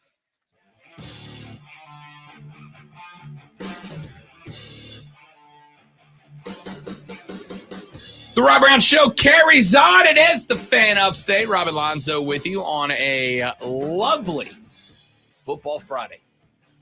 Let's take a look at our quad box. I'm going to give you the 4 games that you must watch in all 3 college football windows in order to be up to date when we rejoin you on Monday. We open with the early slate, the noon games, and we start at noon with Indiana at Penn State. Penn State, of course, took their first and only L of the season earlier in the year, well, last weekend, when they took on the Michigan Wolverines. Of course, Michigan got the better of Penn State in that one. Sorry, Ohio State. I got Michigan on the brain. What do you the want? heck is wrong with you? We've been talking a lot of Okay, Michigan. all right. Fine. A lot of Michigan. Fine. I think Indiana, your hat's on too tight. Indiana is interesting in this one. Indiana has lost 3 in a row. They are sitting at 2-5 in the Big East. Penn State should win this game, and they should win it comfortably. But I don't think Penn State had the performance against Penn State late that they wanted. And you have to ask the question, what does a rebound look like for now a 1-loss Big Ten team? In some other conferences, this probably wouldn't make it. But in the Big Ten, you've got 3 teams that entered as playoff contenders: Penn State, Michigan, Ohio State. You have got a round-robin, effectively, tournament taking place to see who the best team in this conference is. If Penn State wants any chance to climb back into this thing, I think that the Nittany Lions have to start putting style points on the board. I think they've got to cover. I think they've got to cover good in this game. And after a very physical contest with the Buckeyes, you got to wonder what the bounce back looks like. Ladies and gentlemen, yes, I put them in there, but I'm going to be real with you. It's more about lack of other games than it is that this one jumps off the paper at you. It is massively important to both teams at 2:00. It is not a noon game, but it's also not our mid-afternoon game either. Live, Lonzo, on the CW. Clemson on the road at NC State. Wait, it's on at 2:00? It is on at 2:00. So they don't even get a noon or Nope. 3. Oh, It's man. the CW, a channel that Dabo didn't even know existed as of 2 days ago. Which is more of a slight, the 2:00 or the CW? Yes. All right. C, all of the above. The game's at 2:00. The NC State Wolfpack are currently seated at 4-3. They are 1-2 in the ACC. Their losses, not a bad 3. I think a lot of people see that 4-3 and they go, oh, well, they're not that good, right? They're not that good. Their losses, Notre Dame, Louisville, and Duke. I mean, that's 3 good teams. The Cardinals are one of a very few undefeated teams remaining standing at 5-0. It's not a bad trio of losses for a good defensive NC State team. Listen, I think Clemson's going to win this game. They are the favorite, and I believe last I checked, they're favored by 10.5, almost a 2-touchdown favorite. But if they give the ball back 2 or 3 times in this one, NC State can absolutely pull an upset. And if they do, the Tigers are 500. And to be real with you, bowl eligibility becomes a question mark. Not playoffs, not New Year's Day Bowl, just Music City Bowl becomes a question mark if Clemson drops this game. So I've got to put it on the quad box. Oklahoma is taking on Kansas at noon. This is another interesting one. The Boomer Sooners were in a fight last week with UCF. That is a UCF team that Kansas played 2 weeks ago and beat up on 51-22. But Kansas turned around the very next week and lost to Oklahoma State. The Cowboys aren't very good. Kansas is one of the more up and down teams in college football this year. Oklahoma is coming off their worst performance of the season. Can Oklahoma get right? Hey, look, UCF game a week after the Red River rivalry. We remember how emotional, how charged, how physical that game was. Can they get it turned around? Oklahoma at Kansas at noon on Fox. And on ABC, the Seminoles of Florida State are on the road at Wake Forest. The Noles have put together 3 very good wins after their OT shootout against Clemson, a 31-24 performance there. They beat Virginia Tech 39-17. Oh my goodness, would you look at the Hokies? Played some good ball, beat up on Syracuse last night. The Noles put up an 18-point victory over Duke. They beat Syracuse 41-3. The Noles found the mojo on offense again. Wake Forest, on the other hand, another interesting team. Yes, they are sitting at 4-3 as well. Their L's, Clemson, Virginia Tech, and Georgia Tech. Not as impressive of a roster with wins over Elon, Vandy, Old Dominion, and Pitt. But this is one of those games where Florida State's going to catch the best that Wake Forest, the same Wake Forest that gave Clemson fits 2 weeks ago, is going to face, because there's really not much left for Pitt or for Wake Forest to play for other than upset the 3 ranked teams remaining, FSU, Duke next weekend, and Syracuse on rivalry weekend. So there are your 4 games in the quad box for the early sketty. Indy at Penn State on CBS, Clemson at NC State at 2 o'clock on the CW, Oklahoma at Kansas on Fox, FSU at Wake Forest on ABC. Your midday games in a quick run through, and then we'll wrap up your night games coming up after that. Pittsburgh is at Notre Dame on NBC. Not necessarily one that jumps off the page at you, but Notre Dame is right now the highest ranked 2-loss team. Do I think that a 2-loss team is going to the playoffs? Do I think that a 2-loss team is getting in? No. But there's the first time for everything. And if it's going to happen, Notre Dame's going to have to be beating teams by 60. Pitt's a good team that they can do that to. Not a good team. They're a bad team, but a team that they can do that to. By the way, I did make a mistake, and I appreciate the texter because I was flying through trying to get those 4 games in. Louisville is not undefeated. They lost to Pitt. Yeah, the Pitt we're just talking about. So Notre Dame got to go score 60 in this one. Also in the late window, speaking of Louisville, Duke is at Louisville. Duke is a team that is currently sitting at 5-2. They lost to FSU. They lost to Notre Dame. 2 good teams. Why is this one on the quad box? Not because Duke is a 2-loss team that can get in.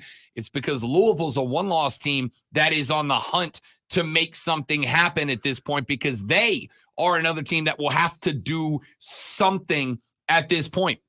They've got to win over Notre Dame. They gave it back against Pitt. Louisville doesn't really have anybody outside of Duke left on the sketty that's worth anything. They got Virginia Tech, Virginia, Miami, and Kentucky after that, all unranked. Now, it is possible that Miami and Kentucky could theoretically be ranked by the time they get to those games at the end of the year. But as of right now, one team left ranked on Louisville's schedule. They got to put points on the board. Pac-12 action, Oregon is at Utah. That game is at 3:30 on Fox. The Ducks, another one-loss team, but their only L comes to the Washington Huskies, currently ranked number 5 in the country right now. And that was a game that anybody who watched and knows ball recognizes one or two bounces of that said ball that goes the other way. And the Ducks win that thing 36-33. Oregon is going to be in the mix for a Pac-12 title at the end of the year. And an Oregon team that only has an L, a single L to a number 5 team in the country that then goes on to win the best conference in football, the Oregon Ducks are not out of the race. Utah, on the other hand, the team that just knocked off USC. If you follow me on Twitter, you're welcome because I gave you that pick for free. They knocked off USC. Their only loss? DJ and the Oregon State Beavers earlier in the year. The Utes ain't done. Now, Cam Rising is done for the year, but Utah's still putting up points without him. That is just going to be a good game to watch. And then finally, in your midday slot, the world's largest outdoor cocktail party. The Georgia Bulldogs, the Florida Gators, down in the butthole of America, Jacksonville, Florida. Can't wait. Florida's a mighty dog in this one. I'm going to tell you right now, I like Florida to cover. I think it's 15.5 last I looked. I like Florida to cover. Grind, grind, grind. Georgia can't put up points like we thought they were going to be able to. Georgia can't throw a ton of points on the board, even undefeated. I don't think they're going to be able to do it if Florida runs the ball with ETN. Just keep it on the ground, ground and pound, own the clock. I think Florida can cover. But here's the other thing. Billy Napier, all of a sudden, Billy Napier's got this team playing better football. All of a sudden, the folks down in Gainesville are believing in Billy Napier. All of a sudden, the folks down in Gainesville think this guy's got him pointed in the right direction. And who did he spend a few hours on the phone with this week? Steve Spurrier. Chatting with the old ball coach, getting some tips, getting some pointers. I like Georgia to win. I like Florida to cover a lot. Let's take a break. When we come back, we will give you our nightcap in the quad box and then take it to the 8 o'clock hour. That's coming up on the Rob Brown Show in the Fan Upstate. What time did you say the moving the chains? 8:40 an hour. Okay, because I didn't see it on the thing. I could have just not saw it. So. Yeah, no, I put that in the wrong spot. That meant to go to 9:20. Also, per a report from Yahoo Sports, Ohio State warned TCU about Michigan's sign stealing operation ahead of the college football playoff, and TCU used dummy signals in response.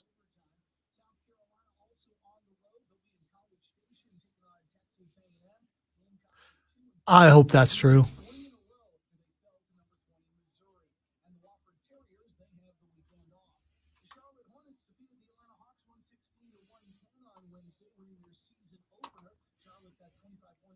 It's coming into question about whether Tyson Fury is actually 6'9" because Francis Ngannou.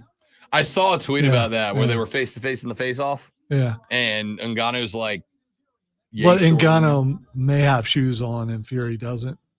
And Fury that still make not well, maybe it makes up like 3 inches, but yeah, depending on if he's wearing, And Fury's brother also took his shirt off, which is hilarious. You don't think that's funny, probably, but I think it's funny. Okay, you influencer, you. Ngannou just looked at him like, that ain't working. Bro, you know you're not fighting, right? That dude looks like he's in a motorcycle gang. I ain't saying anything, but he ain't got no tattoos, so he's probably not. But still.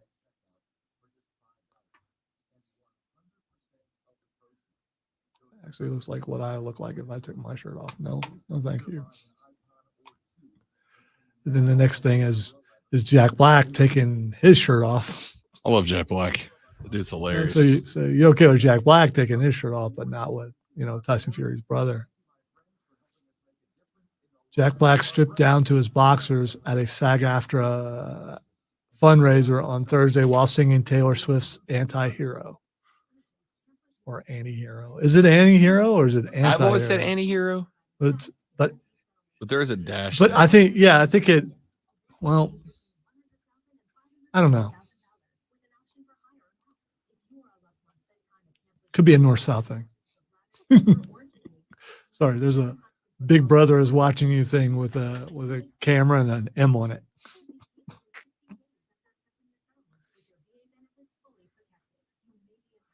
Yeah, you know what?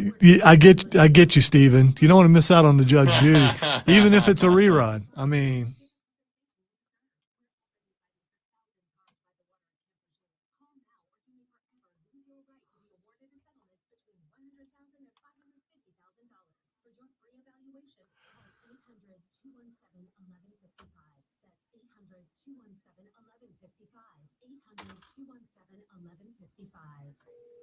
Discover, this is Danny. Hi, it's Jen Coolidge. I just want to thank you for making me feel so special. I earned cash back on debit for my dinner party groceries. if you're currently hearing my stomach growl on the stream, I apologize. Would you like a granola bar? Because no, man, it's not time yet. I will eat it when I always eat. I've got food.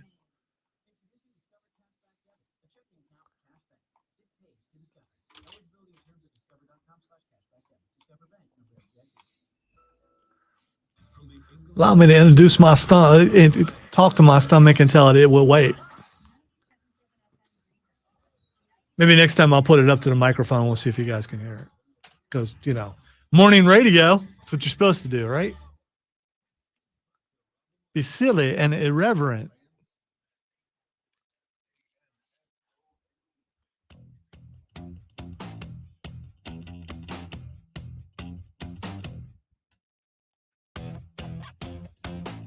All right, running through the quad box. I gave you the games I like in the early window. Indiana at Penn State at noon on CBS. Clemson at NC State on the CW at 2 o'clock. Oklahoma's at Kansas at noon on Fox, and Florida State at Wake Forest at noon on ABC. In the midday window, Pittsburgh is at Notre Dame on NBC. Duke at Louisville on ESPN. Oregon at Utah on Fox, and Florida v. Georgia on CBS. I really like Florida to cover in this game. I really do. Inside of 2 touchdowns, they can do it. Let's go to your nightcap as we wrap up the quad box here. We go first to NBC, where Lonzo's Buckeyes are on the road at Wisconsin. The Badgers, the Cheese Eaters, are going to be playing the role of the home team when the Buckeyes come calling in the early portion of the evening. Wisconsin is 5-2. They lost to Washington State, a decent Cougs team, but they also dropped a 15-6 thriller against Iowa. They beat Illinois by 4, 25-21. They beat Rutgers by 11, 24-13.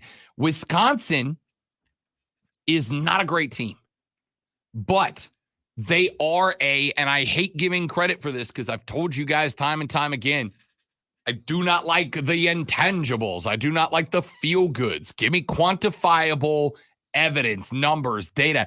I like graphs, okay?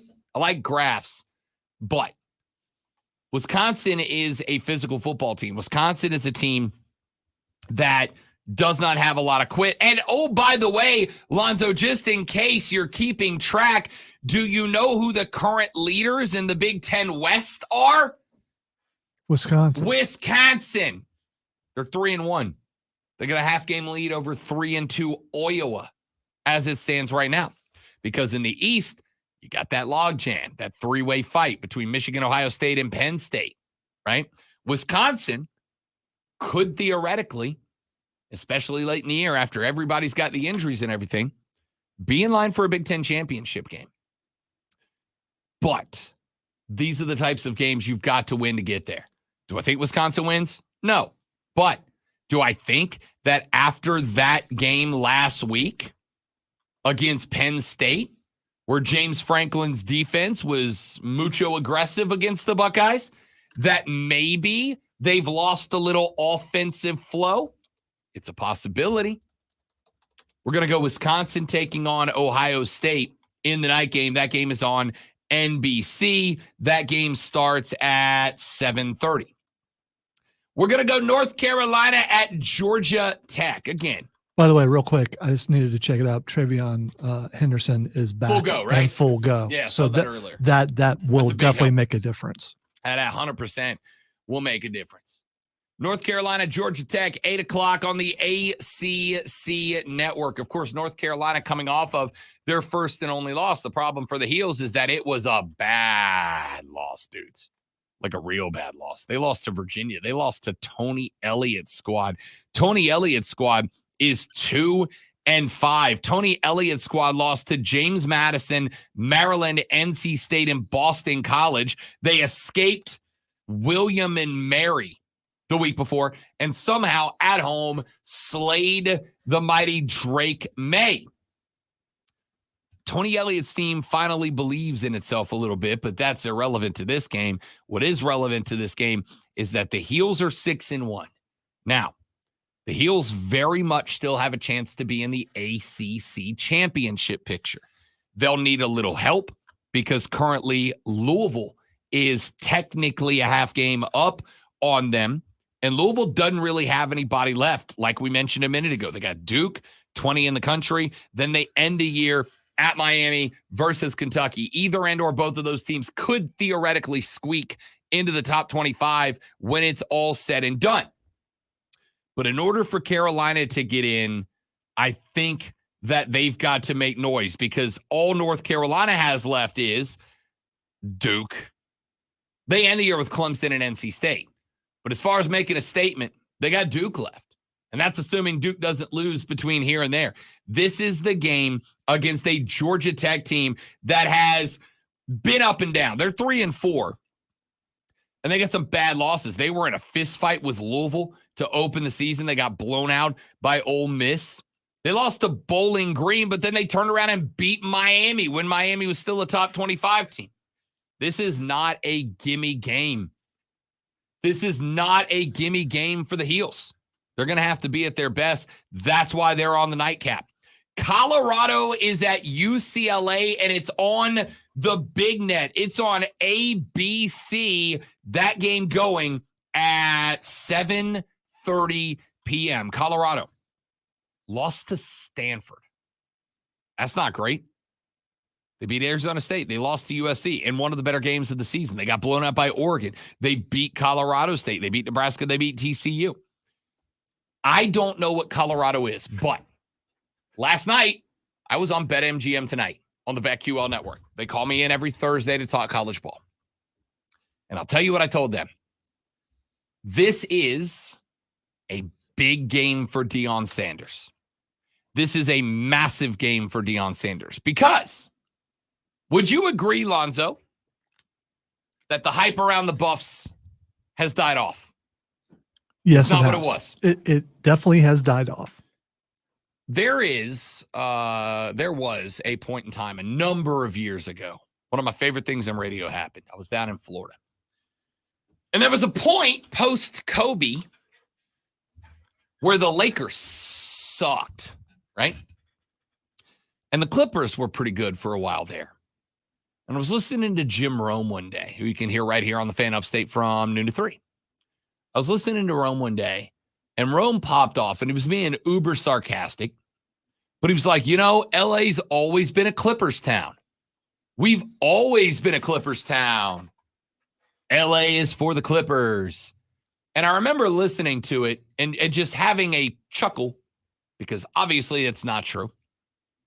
But the joke there was that now that the Lakers are bad, the flaky LA celebrities have all bailed. Nobody was going to the Staples Center, now Crypt Bro Arena.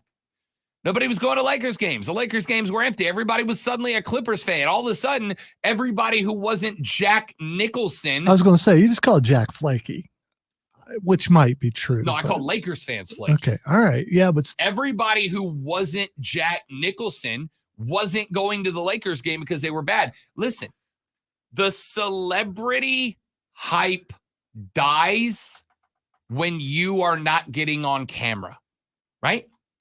And after Colorado lost to Stanford, all the hype went away, which means we are at a pivotal moment in the Colorado career of one Deion Sanders, because you can't motivate via star power anymore. Now you got to take these kids who are getting wrapped out of the tunnel by Lil Wayne. Now you got to take these kids who are beating Arizona State and flashing watches that cost $17K because NIL. Now you got to get them ready to play football. And now you got to get them ready to play football against a team that don't care in UCLA. A pretty good Chip Kelly UCLA Bruins team that is 5-2, and their only losses are to DJ, a sentence we keep saying often, and Washington State. Wait, Chip Kelly still coaches football? Utah. He does for UCLA, who was 5-2. Wow, I was unaware. Yeah. 5-2 in conference. Only losses to a good Utah team and a good Oregon State team. They did beat Washington State. That took Washington State out of the top 13 teams in America. Deion has to be a football coach now. The hype's gone. You're not getting a million celebrities. The Kardashians are not coming to your game anymore. Now you have to X's and O's. Now you have to go, all right, fellas, they've got tape on us. We're not catching anybody by surprise because 50% of our roster are guys that they've never seen before. There's tape on us now. Our tendencies have started to show through. They know who we are at this point. So now Deion's got to be a football coach. Deion's got to X's and O's. Deion's got to motivate. Deion's got to preach discipline. Deion has to be a football coach. And here's the reality. I don't know that he can. He's built a good staff of football coaches with the exception of the defensive coordinator, but that's another story for another time. He's built a decent staff of football coaches. But at the end of the day, whether or not they thrive is up to Deion Sanders being a football coach, because all of the glitz and glamour is gone. Now it's nuts and bolts time. Can you scheme to a dub? And we're going to find out of the Buffs on Saturday night on ABC. See, here's the thing, though. They've already exceeded expectations. Sure. I mean, so anything after that is extra. Of course, you don't want to lose the rest of your games, but he's already done better than what people expected him to do. I agree, but the question mark is, and again, I don't love intangibles being a main discussion point. Question is, did they hype themselves into a couple of wins that if you play, it's like there are some teams that they get a win, you play that game 10 times, they win one, but they just happen to play the one, right? Did they hype I themselves hate here? that analogy. It's used way too much by other people to point out, usually after their team lost. Yeah, but it doesn't make it untrue, right? I mean, Vegas spreads are Vegas spreads. Well, Not here's the thing. People don't play that game over 10 times in a row. I agree. So it does Only kind one of make matters. it. Yeah. But when you have 7 or 8 or 9 of those games back to back, that's where the question mark is. I think Colorado got hyped into some games that if it wasn't for the hype, they may not have been ready to go. Emotion. Question mark is now that all of that is gone and it's just football, can Deion coach just football? Yeah, but football, more so than any other sport, emotion is a big part of it. So if you get hyped up and that hype takes away the hype, but it's not there anymore. it takes away the hype from the other team. I agree, but that's not there anymore. You already told me you don't believe that's there anymore. Well, it wasn't there. But playing against UCLA This is at their house, by the way. Yeah. This is not in Colorado. Would you This is put at UCLA? UCLA on the caliber of the teams that have beat Colorado? Yes. Would you? Yes, Okay. they're 5-2. They're a good team. Yeah, we'll see. Their only 2 losses came to top 15 teams. UCLA is a good football program.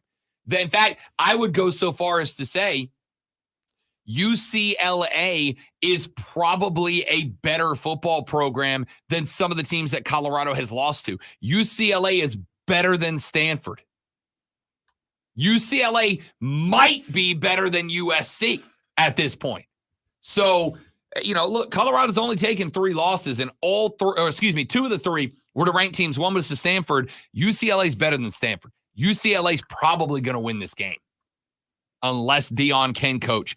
And then wrapping up the quad box, so we don't need to spend a ton of time on it. Michael Penix Jr. and his Washington Huskies at Stanford on FS1. This game's worth a watch just to see if Michael Penix Jr. can get the mojo back. Got the win over Oregon.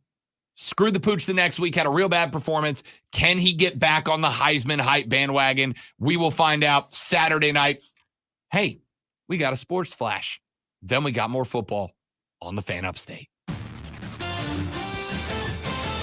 The NBA is investigating the absence of James Harden, the beard, that dude, from the 76ers loss to the Bucks last night. Harden was told to stay home. Hey, man, just don't come to work today. By Philadelphia after returning to the team after a 10-day absence. The NBA's new participation rule allows players to miss games for injury, personal reasons, or unusual circumstances, but teams can be fined $100,000 for an offense. Panthers quarterback Bryce Young received praise from one of his colleagues days before their weekend matchup. Wonder who wrote this. Texas Signal caller CJ Stroud said, watching the film and watching every game of his, I don't think in any way, aspect, or form he's playing bad. That's what people think if you're not winning. Bryce is playing some really good football. That's what you do when you don't want to give them bulletin board material. Tune in this Sunday for wall-to-wall NFL action on your home for the NFL, the Fan Upstate.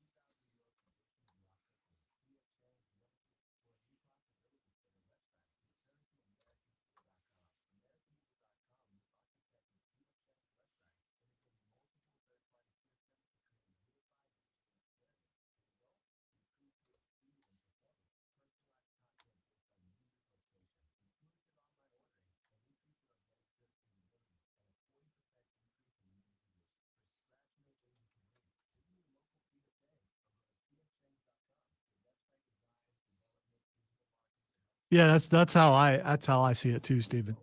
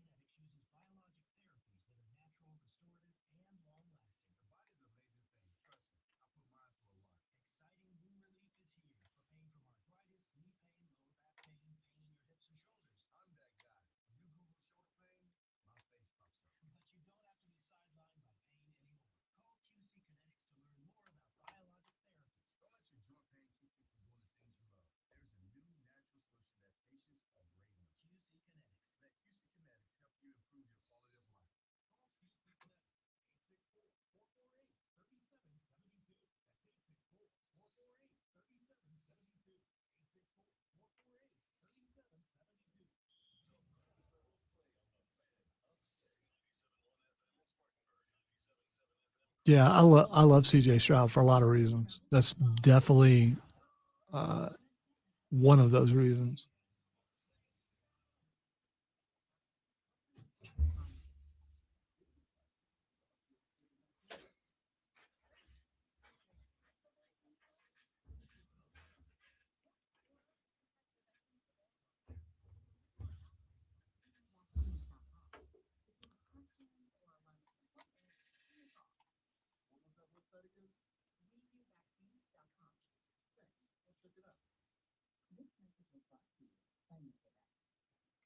Your small business is always top of mind. Well, top of your mind. To get it to the top of other people's minds, you need to get your name out front. Oh no, those are good, but at the same time, don't want to disparage anything. They taste a little greasy to me, and they're probably less greasy when they're cooler though. I mean, I think they're made with grease. They may not be, though.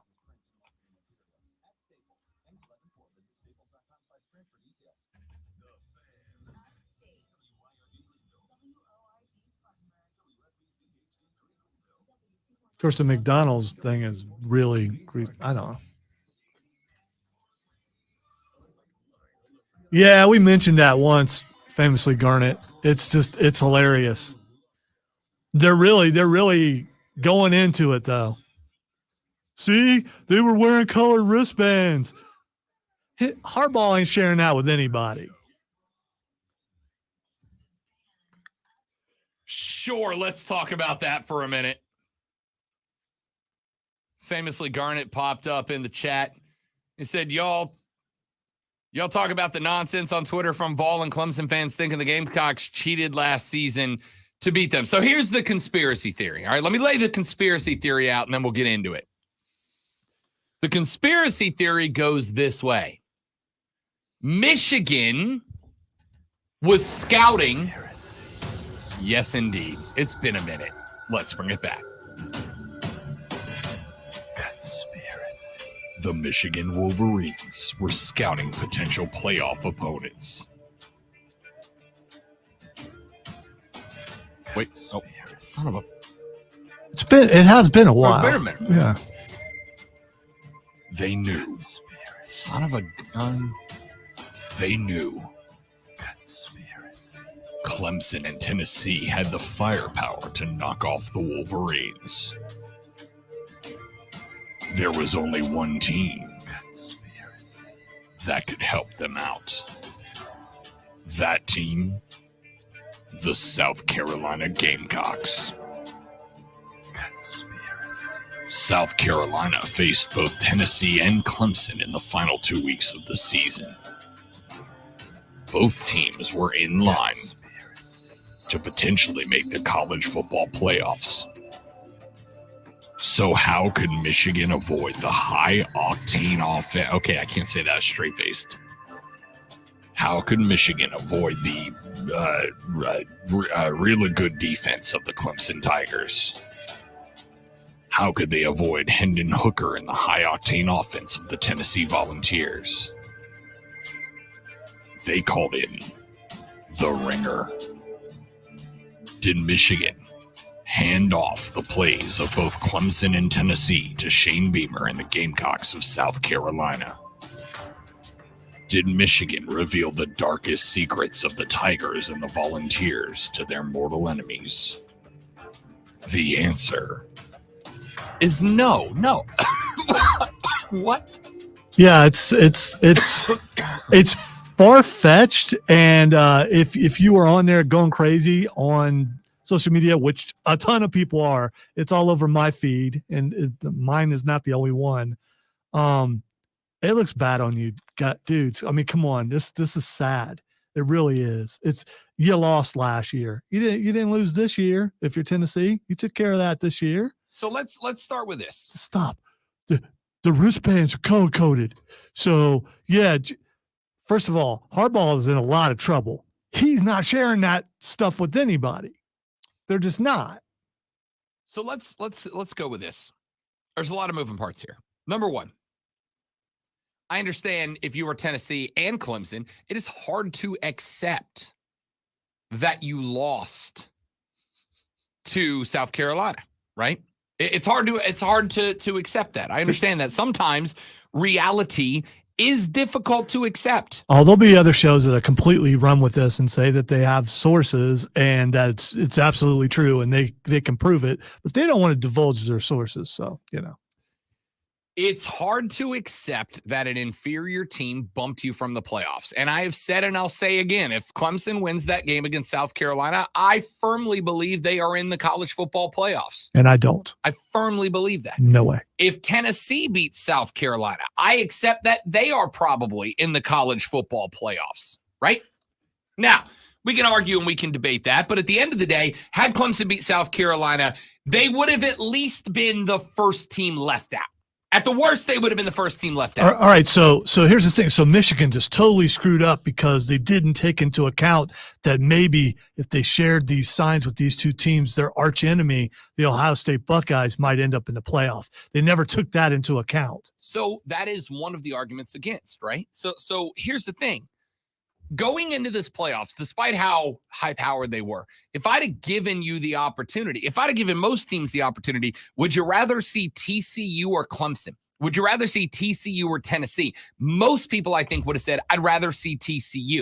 And then the loss to South Carolina when, let's be real, coming into both of those games, nobody without an investment in the game, nobody without an investment into the game would have picked South Carolina to beat Tennessee or Clemson. All right. Nobody that did not invest as a fan picked the Gamecocks to outright win either one of those games. Maybe you picked them in the spread, but you didn't pick them outright. None of y'all did. All right.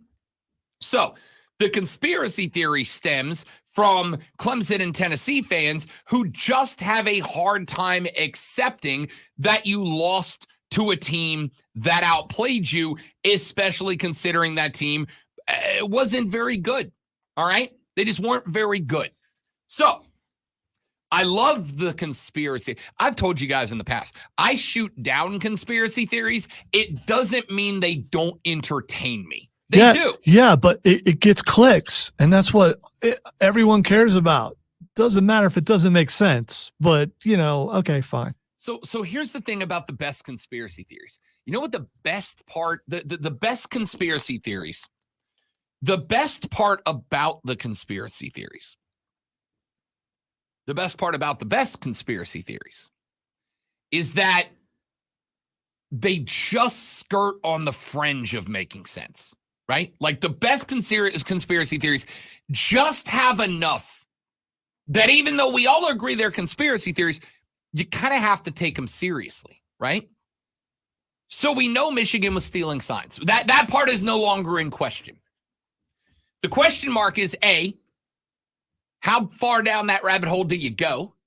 And B, did they directly violate any rules? And by the way, we do know they violated at least one because the schools themselves are prohibited from using electronic devices to steal signs. You can do it in game. You can stand across the sideline and have one guy who just looks at the backup quarterback with the green vest and tries to see if he can put 2 and 4 together to get 9 and figure out a play. We know they broke rules. And so the conspiracy theory that Michigan would have helped out South Carolina in order to prevent those two high-powered teams from getting into the playoffs where they would have one of them likely lined up against Michigan when you would have preferred TCU, like, it makes for a good story. Does it make a lot of sense? It makes a little sense. Sense. It doesn't even make for a good story. I mean, if you're Tennessee and Clemson fans, come on, stop it. I disagree. Get over it. I disagree. I think it makes a great story. And by story, I mean Alice in Wonderland, take the red pill story.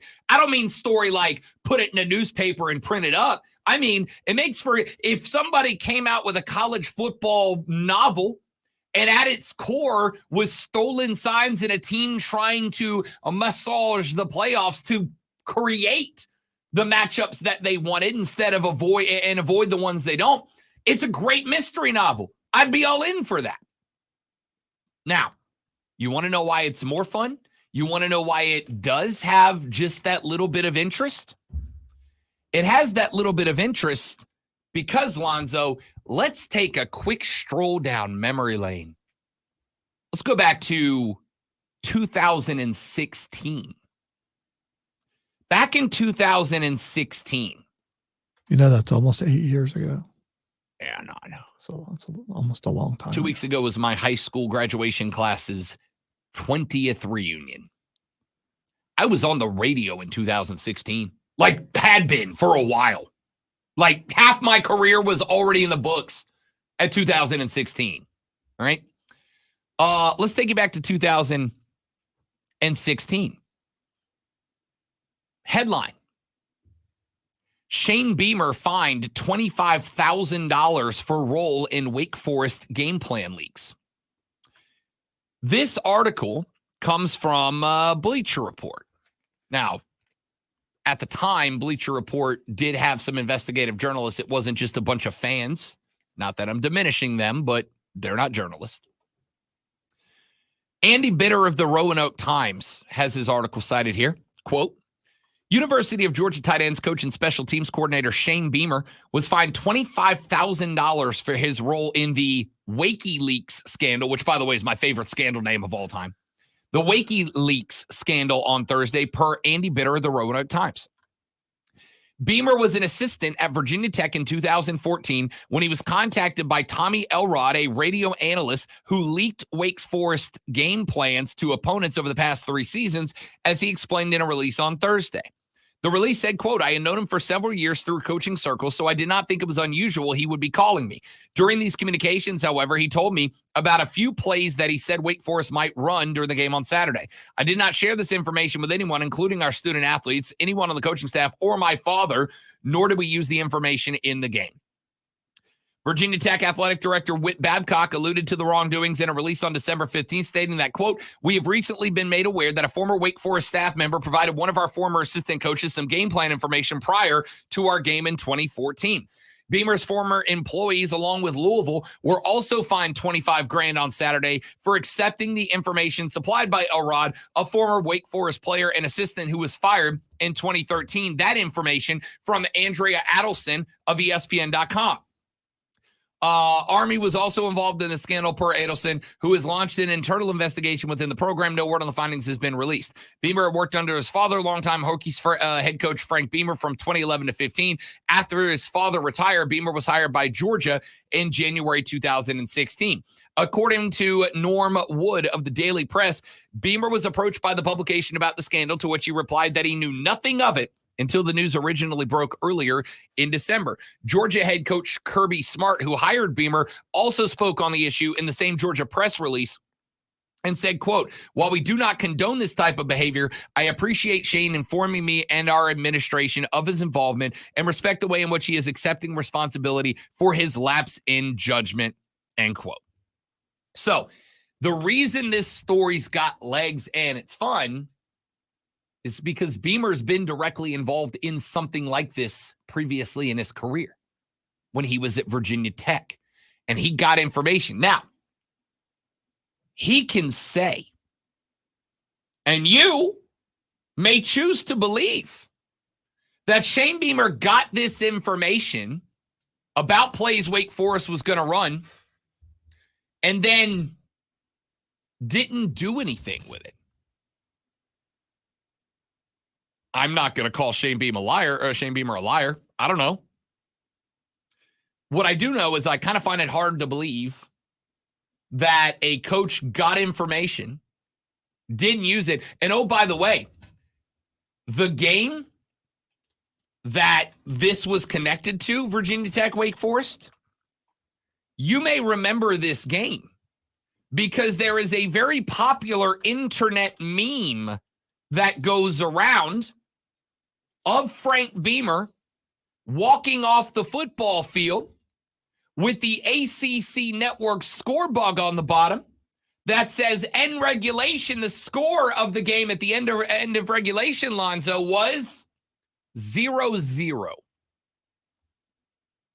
It's a very memeable game because, again, it ended 0-0. Punt, punt, punt, punt, punt, punt, punt, punt, punt, punt, punt, punt, punt, punt, punt. But that is the game that Shane Beamer got information about Wake Forest offense. So back to the conspiracy theory in question here. The conspiracy theory in question here is that Michigan gave signs to South Carolina to utilize to gain an advantage over Tennessee and Clemson, 2 games that they were underdogs in both, and they happened to win both of them. Do I think that this actually happened? No. But this is one of those spots that there is what I like to call, because it is, an unfalsifiable claim, right? I've talked about this in the past. from a philosophical standpoint, if you're involved in a debate with somebody, pay attention to unfalsifiable claims. These are claims that someone makes as true that cannot be proven false, right? A claim someone presents as true that cannot be proven false. Unfalsifiable claims are worthless to debate. You cannot debate an unfalsifiable claim because that person may never prove it true, but you can't prove it false, right? I can tell Lonzo that there is a 1967 Chevelle parked in my garage right now. Lonzo can falsify that claim by going and looking in my garage. He can open the door and go, there's no Chevelle in here. And that claim is now untrue. Or I could say to Lonzo. I'd have to do it multiple days, though, because you could have took it out for a drive. Well, hypothetically speaking, an unfalsifiable claim to Lonzo would be, I own a 1967 Chevelle. Lonzo can't prove I don't. I mean, he could technically go look through like registration records, but hey, maybe I never registered it. Maybe I just drive it around my farm, right? Lonzo could come to my house at any given point and never see a Chevelle, but I could go, oh, my friend Jack is driving it. My uncle's got it down in Louisiana. He's restoring it. I can make a bunch of things, and he could never prove that I don't own a 67 Chevelle. The claim Michigan gave signals to South Carolina to beat Clemson and Tennessee and prevent those teams from getting into the playoffs and being a threat to Michigan is on its surface unfalsifiable. There is no way to prove that it never happened because all you got to do is go, well, obviously they didn't email South Carolina. They called South Carolina. Or they met up in the back of a dingy Italian restaurant one night over baked ziti and red wine. Hey, I may or may not have discovered some information that's relevant for your situation. You know? There's no way to prove it false. That's what makes a good conspiracy theory. That's what makes a great conspiracy theory. This is, my friends, a conspiracy theory at its core. There's just enough to make sense. Just enough. Shane Beamer has been involved in something like this before. That is proven, right? He's been fined for it. South Carolina was a big underdog in both of those games. They outright won both of those games. An outright dog winning a game is not unheard of. Winning back-to-back games against a pair of top 10 teams is kind of a big deal. It throws some stuff out there. And Michigan has been stealing signs for a couple of years now. We now know that to be true. So there's a bunch of true things and one unfalsifiable claim. That makes a great conspiracy theory. So here's all I'm going to say. If somebody tells you that this is true, that this is definitively true, I have two words that I would like for you to use. And those two words are prove it. And don't let anyone get away with sources say, I have inside information. I talked to somebody who went on the record but wants to remain. Don't let that fly. All right. There are absolutely times when that can fly. But in order for that to fly, they need to bring more to the table than just a source told me, right? People ask me all the time, Rob, when do you accept sources say in journalism? Well, when you bring more evidence to the table than just the claim. A source says, and an extended look into the books confirmed. A source said, and multiple other sources confirmed. A source said, and that person was caught on videotape doing what the source said. That's when I blame it. But if you don't do those things, you're dismissed. That's where this goes. I like that you didn't just roll the bumper music. You went straight to shoosh. Because I wanted you to know the reason why. Lonzo's got to pee. Other than, we're late. But yeah, I really, my legs are shaking, dude. Well, we should probably go to break then. We're back in just a minute on the Rob Brown Show on the Fan Upstate.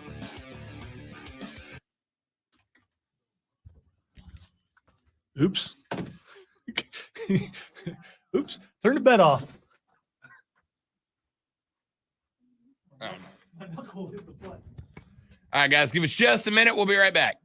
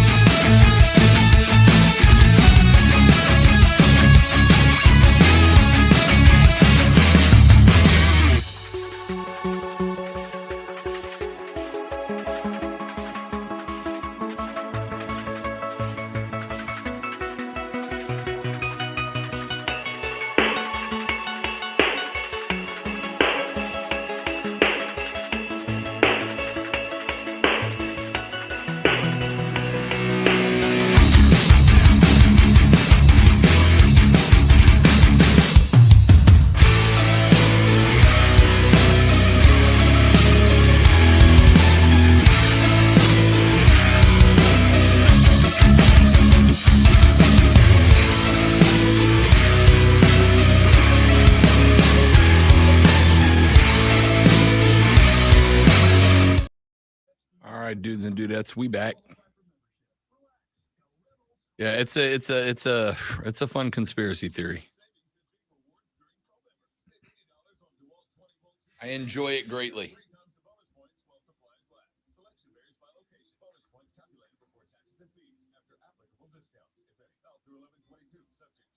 As we all do our one thing, together millions of things for our planet. After Halloween, your used jack-o'-lantern and other toys are great additions to any compost pile.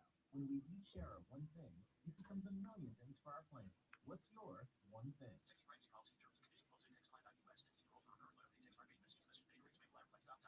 Binges, blackouts, regret, shame, trying and failing to drink less or quit.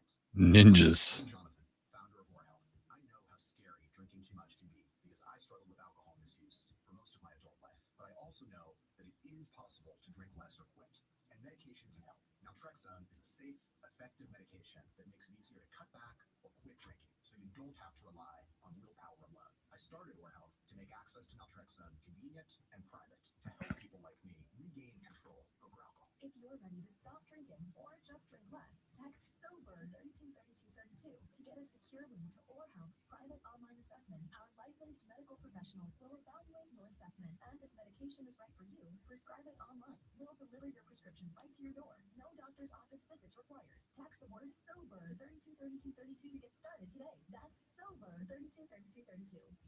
Hi, it's Rivers, the owner of Mr. Sparky of the Upstate. At Mr. Sparky, we offer straightforward pricing, giving you options and solutions to the electrical issues you're facing. Plus, safe checks during every visit, membership plans, and in most cases, same-day service. The next time you need an electrician, go to MrSparkyoftheUpstate.com. Remember, MrSparkyoftheUpstate.com.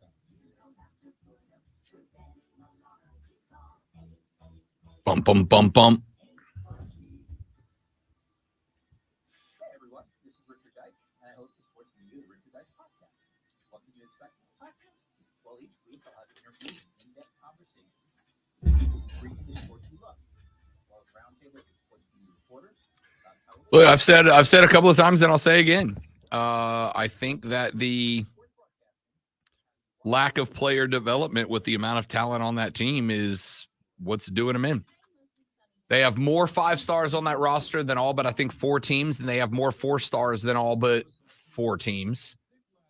They have more 5 stars, top of my head, more 5 stars than anybody except Alabama, Ohio State, Texas, and Texas A&M. And they have more 4 stars than anybody except Alabama, Ohio State, Texas A&M, and Notre Dame. And they're not developing any of them, which is a coaching issue. And that's what this comes down to. Yeah, and they have one portal player on the roster right now. And here's the thing. Somebody asked me the other, like, who could they have gotten that would have helped? Keon Coleman, the guy who beat them for FSU 2 weeks ago, could have been a Clemson Tiger.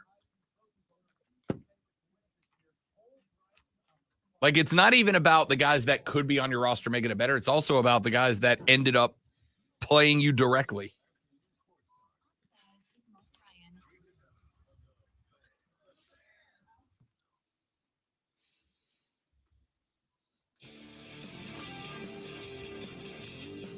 Rob Brown time. Rob Brown time. All right, ladies and gentlemen, we were supposed to do a segment there. We were supposed to do Clock In and Lock In, but this conspiracy theory is it's just fun for me. You college football flat earthers. Nope. Like, again, I compare it directly to the flat earth conspiracy, right? In that, if you think about it for more than like 30 seconds, it doesn't make any sense at all. But let me tell you why I think a lot of people go down the conspiracy theory arc. And I'm not going to spend a ton of time on this because I do want to get you some bet winners. And we've got the Moving the Chains crew coming on here in just a minute. If you think about these conspiracy theories for more than a few seconds, they go right out the window, right? Just a few seconds. But the reason that they work is because they let people feel smart without thinking.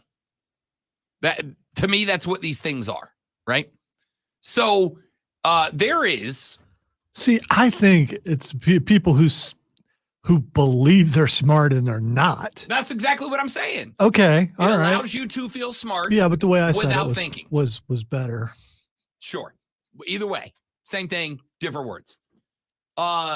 There is a conspiracy theory documentary called Beyond the Curve. It is about the flat earth community.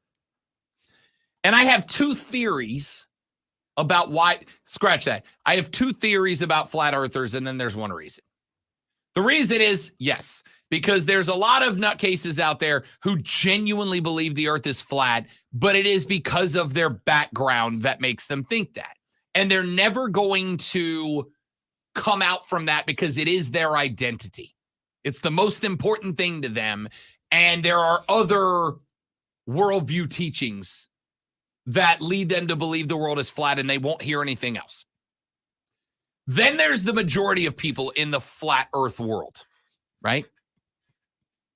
The majority of the rest of the people in the flat earth world are flat earthers Because either A, they have no friends, and this is a place that because this is a place that because there are so few of them, if you enter this club, you are automatically loved because there's so few of you.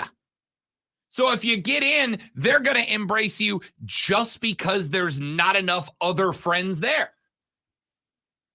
The second reason is because it allows you, as we said a minute ago, to proclaim yourself a genius, to proclaim yourself an expert without having to do anything that you have to ordinarily otherwise do to be labeled an expert. This is why people who go down the essential oils and homeopathy routes, right? I can cure you. Homeopathy? Isn't that what it's called? Homeopathy?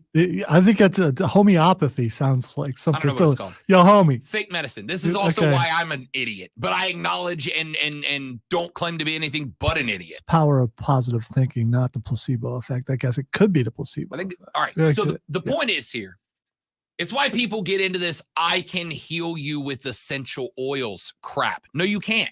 No, you can't. But they do it because they get to proclaim themselves an expert without, going to doctor school where you have to actually work to learn things, right? So if you get into the world of the flat earthers, you get to proclaim yourself a genius without having to do any of the space nerd school stuff that you otherwise have to do to proclaim yourself a genius, right? It's real simple. James says, "Don't you slander my copper bracelets." Yeah, exactly. Exactly. It's the people that sell you a rubber band bracelet with a hologram sticker on it and go, this is going to improve your balance 37% according to studies. What studies? My studies that I did at the mall kiosk the other day. Right? It's a good place to do studies. A lot of people walking by. I mean, No, it's not you know. because, okay.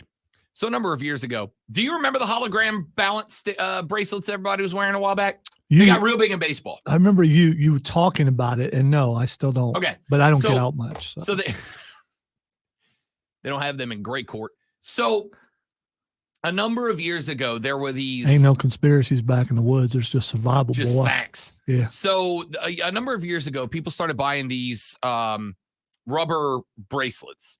And on top of them was a circle with a hologram sticker on. And you would go to the mall and they would try to sell you these bracelets.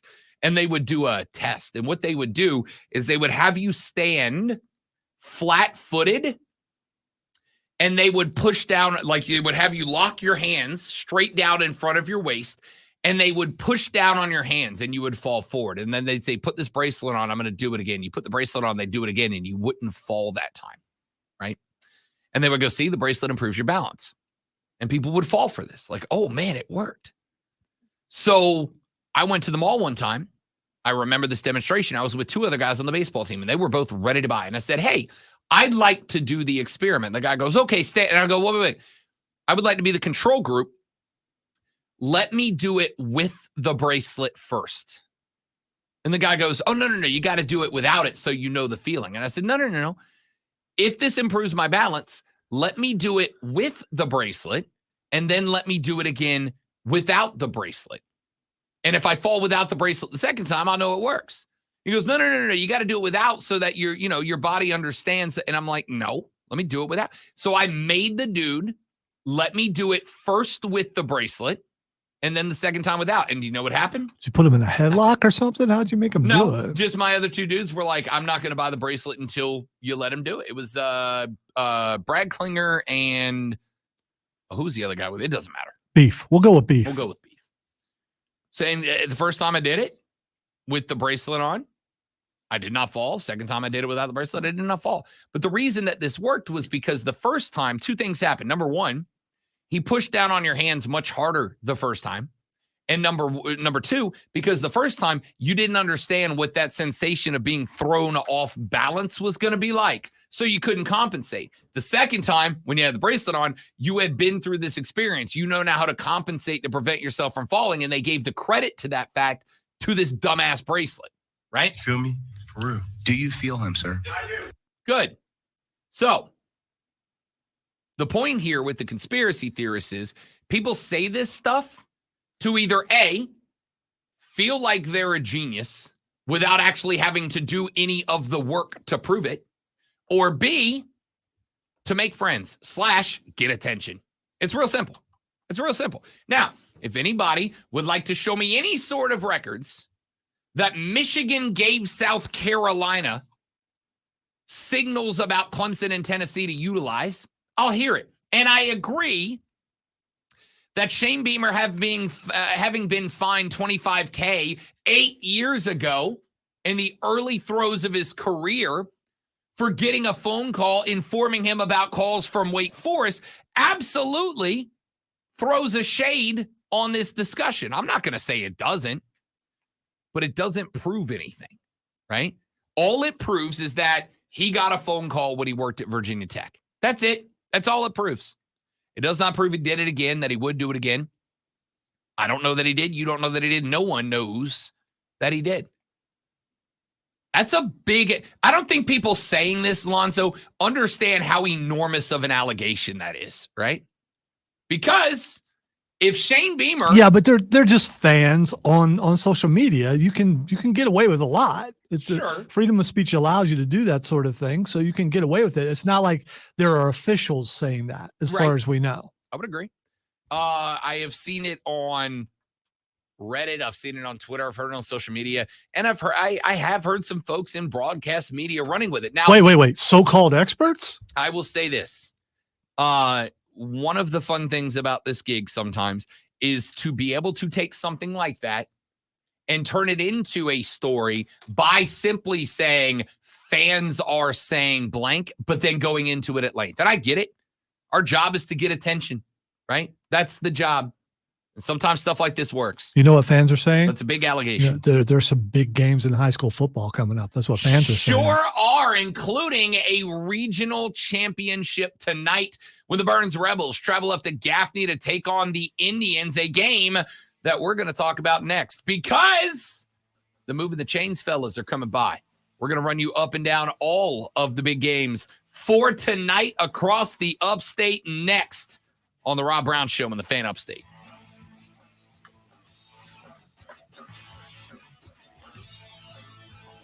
I literally a few months back, Zach, was at Reedy Park, Falls Park on the Reedy, and there were flat earthers there.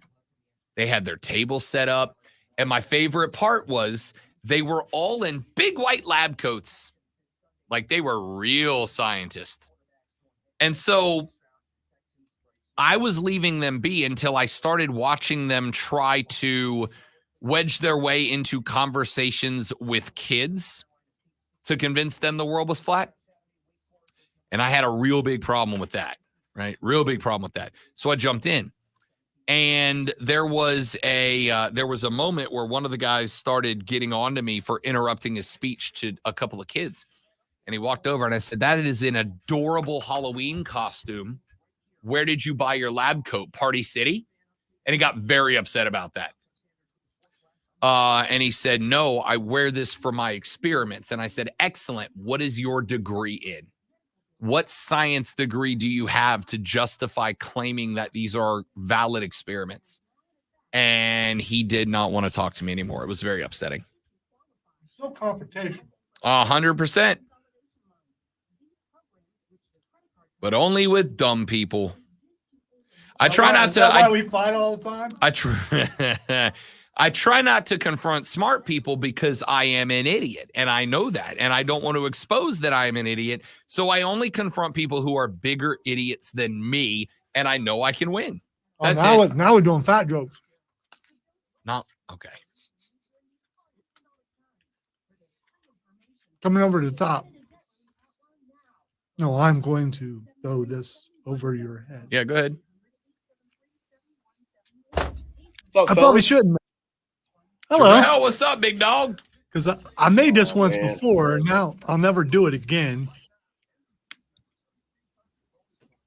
Got it off the bounce. Off the bounce. Kev, what's up, fella? What's up, man? Doing all right? Yeah, buddy. How are you? Doing well. Doing well. Look at this. 3 weeks in a row, we get Jarrell up in here. Damn, I'm doing something right with my life. Look at that front running hat he's wearing too, Rob. You see that? Big, Award just for you. D-backs guy. Last time we were talking Braves baseball, so I figured I'd sabotage the D-backs. Oh, you mean I just want to point out, you mean when you told me to calm down, everything was fine and the Braves were going to be A-okay? That's when? Yep. When I told you I thought the offense was going to disappear like they did last year and you told me to settle down, that I was overreacting. Was that the right time? Yep, that time. Yep. That's why you get paid the big bucks. That's why you've been moved to this drive time slot. I was unaware I was getting paid big bucks. Nobody told me. It's comparative. It's compared to me. That's what it is. You're the expert. Sure, something like that. Yeah. So I figured I'd wear the D-backs hat for you. I respect it. Oh, I'm Team Snakes. I'm all in on Team Snakes right now. I mean, we've got to, right? They knocked off the Phils. 100%. Snakes alive, baby. Love it.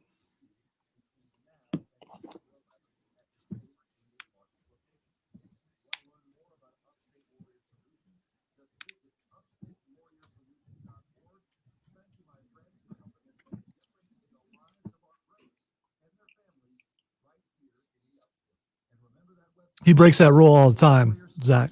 He definitely does. Yeah, no, I do. I absolutely. Pretty much every segment every day, as a matter of fact.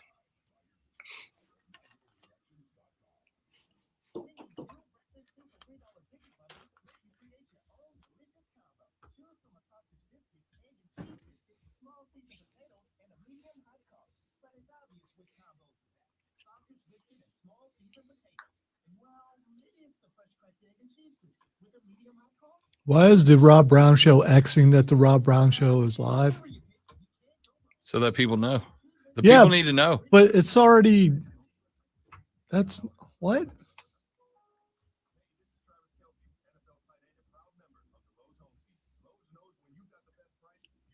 There are toes involved there, Josh. Toes. Right across that line. It's Farmers Day at Dorman. Farmers Day. Am I reading that right? Okay, good enough for me. Ooh, maybe they'll dress like Texas A&M people. Freaking weirdos.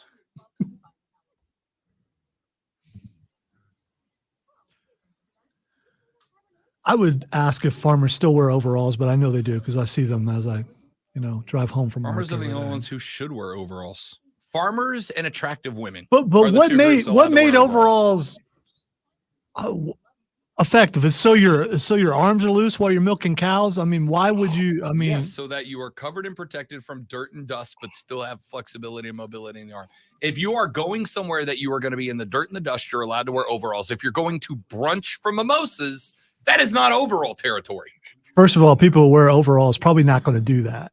Yes, they are. They're a fashion statement now. Are they? Unless you're a Texas A&M yell leader, in which case you're in a cult, and I don't care what you do. You need to calm all that violence down. No, they need to stop being ridiculous.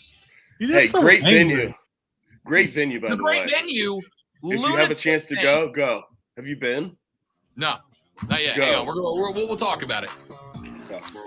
All right, we got to talk high school football. We're going to here in just a minute. But before we do, Jarrell Hendrickson and I are having a much more important conversation. Kevin, you're going to have to wait a minute. All right. Kyle Field is where the Gamecocks of South Carolina will play the Aggies tomorrow. I got Texas A&M covering the spread. I think it's going to be a real long day for Gamecock fans. Unfortunately, Jarrell said great venue for football, which I agree. I have not been, but everybody has been that I know and have talked to says it is. Every time they're on TV, it comes across as a very hostile environment. I'm not saying Kyle Field's not a great venue, Jarrell. I'm saying Aggies fans are in a cult and it's weird. Gotta agree, 100%. Yes, there's very cultish in their obsession with Texas A&M football, but it's probably the best venue outside of Florida State that I've been to. A&M fans make Bama fans look like normal people. Yes, I can say that as well. I lived in Tuscaloosa. They do. They make Bama fans look extremely normal, but still, Kyle Field is one of the best venues. It's awesome. It rocks. Okay. So. That's all I needed. That's all. I just needed that confirmation in my life, and now I've got it. Ladies and gentlemen, on Thursdays at this time, we talk high school football with the fellas from the Moving the Chains podcast, which you can find at movingchains.com. No G in that, movingchains.com, on Facebook, Instagram, Twitter, and across all your podcasting platform at the same time. Jarrell Hendricks, Kevin Thomas joining us on the show to talk a little ball. And fellas, we got us a nice little game going down at Gaffney with the Indians hosting the Rebels. This is your de facto regional championship game. The Rebels coming off the bye this past week, which could not have come at a better time. You had a couple of dinged up guys that had to get right. Gaffney with a 29-14 win over Dorman last week. Gaffney probably playing their best football of the season so far over the last couple of weeks. Man, this could go either way. It could be high scoring. It could be low scoring. I just don't know. Talk to me, fellas. You know, it's really big, too, because the winner obviously wins the region, which gets you 3 home playoff games compared to 2 if you're in that second seed. So definitely want to get that. Always a big game here in Region 2-5A, no matter when these guys play, but especially when it's Week 10, region title on the line. You know, Gaffney, like you said, Riley Staten at quarterback has really been the key for him lately. I think he's starting to kind of figure it out, getting a little more comfortable with his arm and his legs back there for them. We know they've got weapons with Jaden McDowell, one of the better backs in the upstate, you know, running the ball and catching the ball with then, you know, Little John and Melly and those guys out wide. They're starting to find their form, it feels like, Rob. Yeah, same for me. It's crazy. I really think Gaffney's really hitting their stride right now. And I think they're going to win. They're playing this game, obviously, at the reservation, so you get that home field advantage there. But then looking at Burns, they just seem – you've seen them all year, Rob. They seem like a team of destiny. They kind of remind me of the Gaffney team that won the state championship 2 years ago, where they just find a way to win every single week. It's very crazy. It's a pick six, or, you know, it's a long kick return or scoop and score, something like that. But Burns has just played so well, it's kind of hard to bet against them. But the fact that this game is in the reservation, I've got to do that. Yeah, listen, I don't fault anybody for picking Gaffney in this game. They are playing their best football.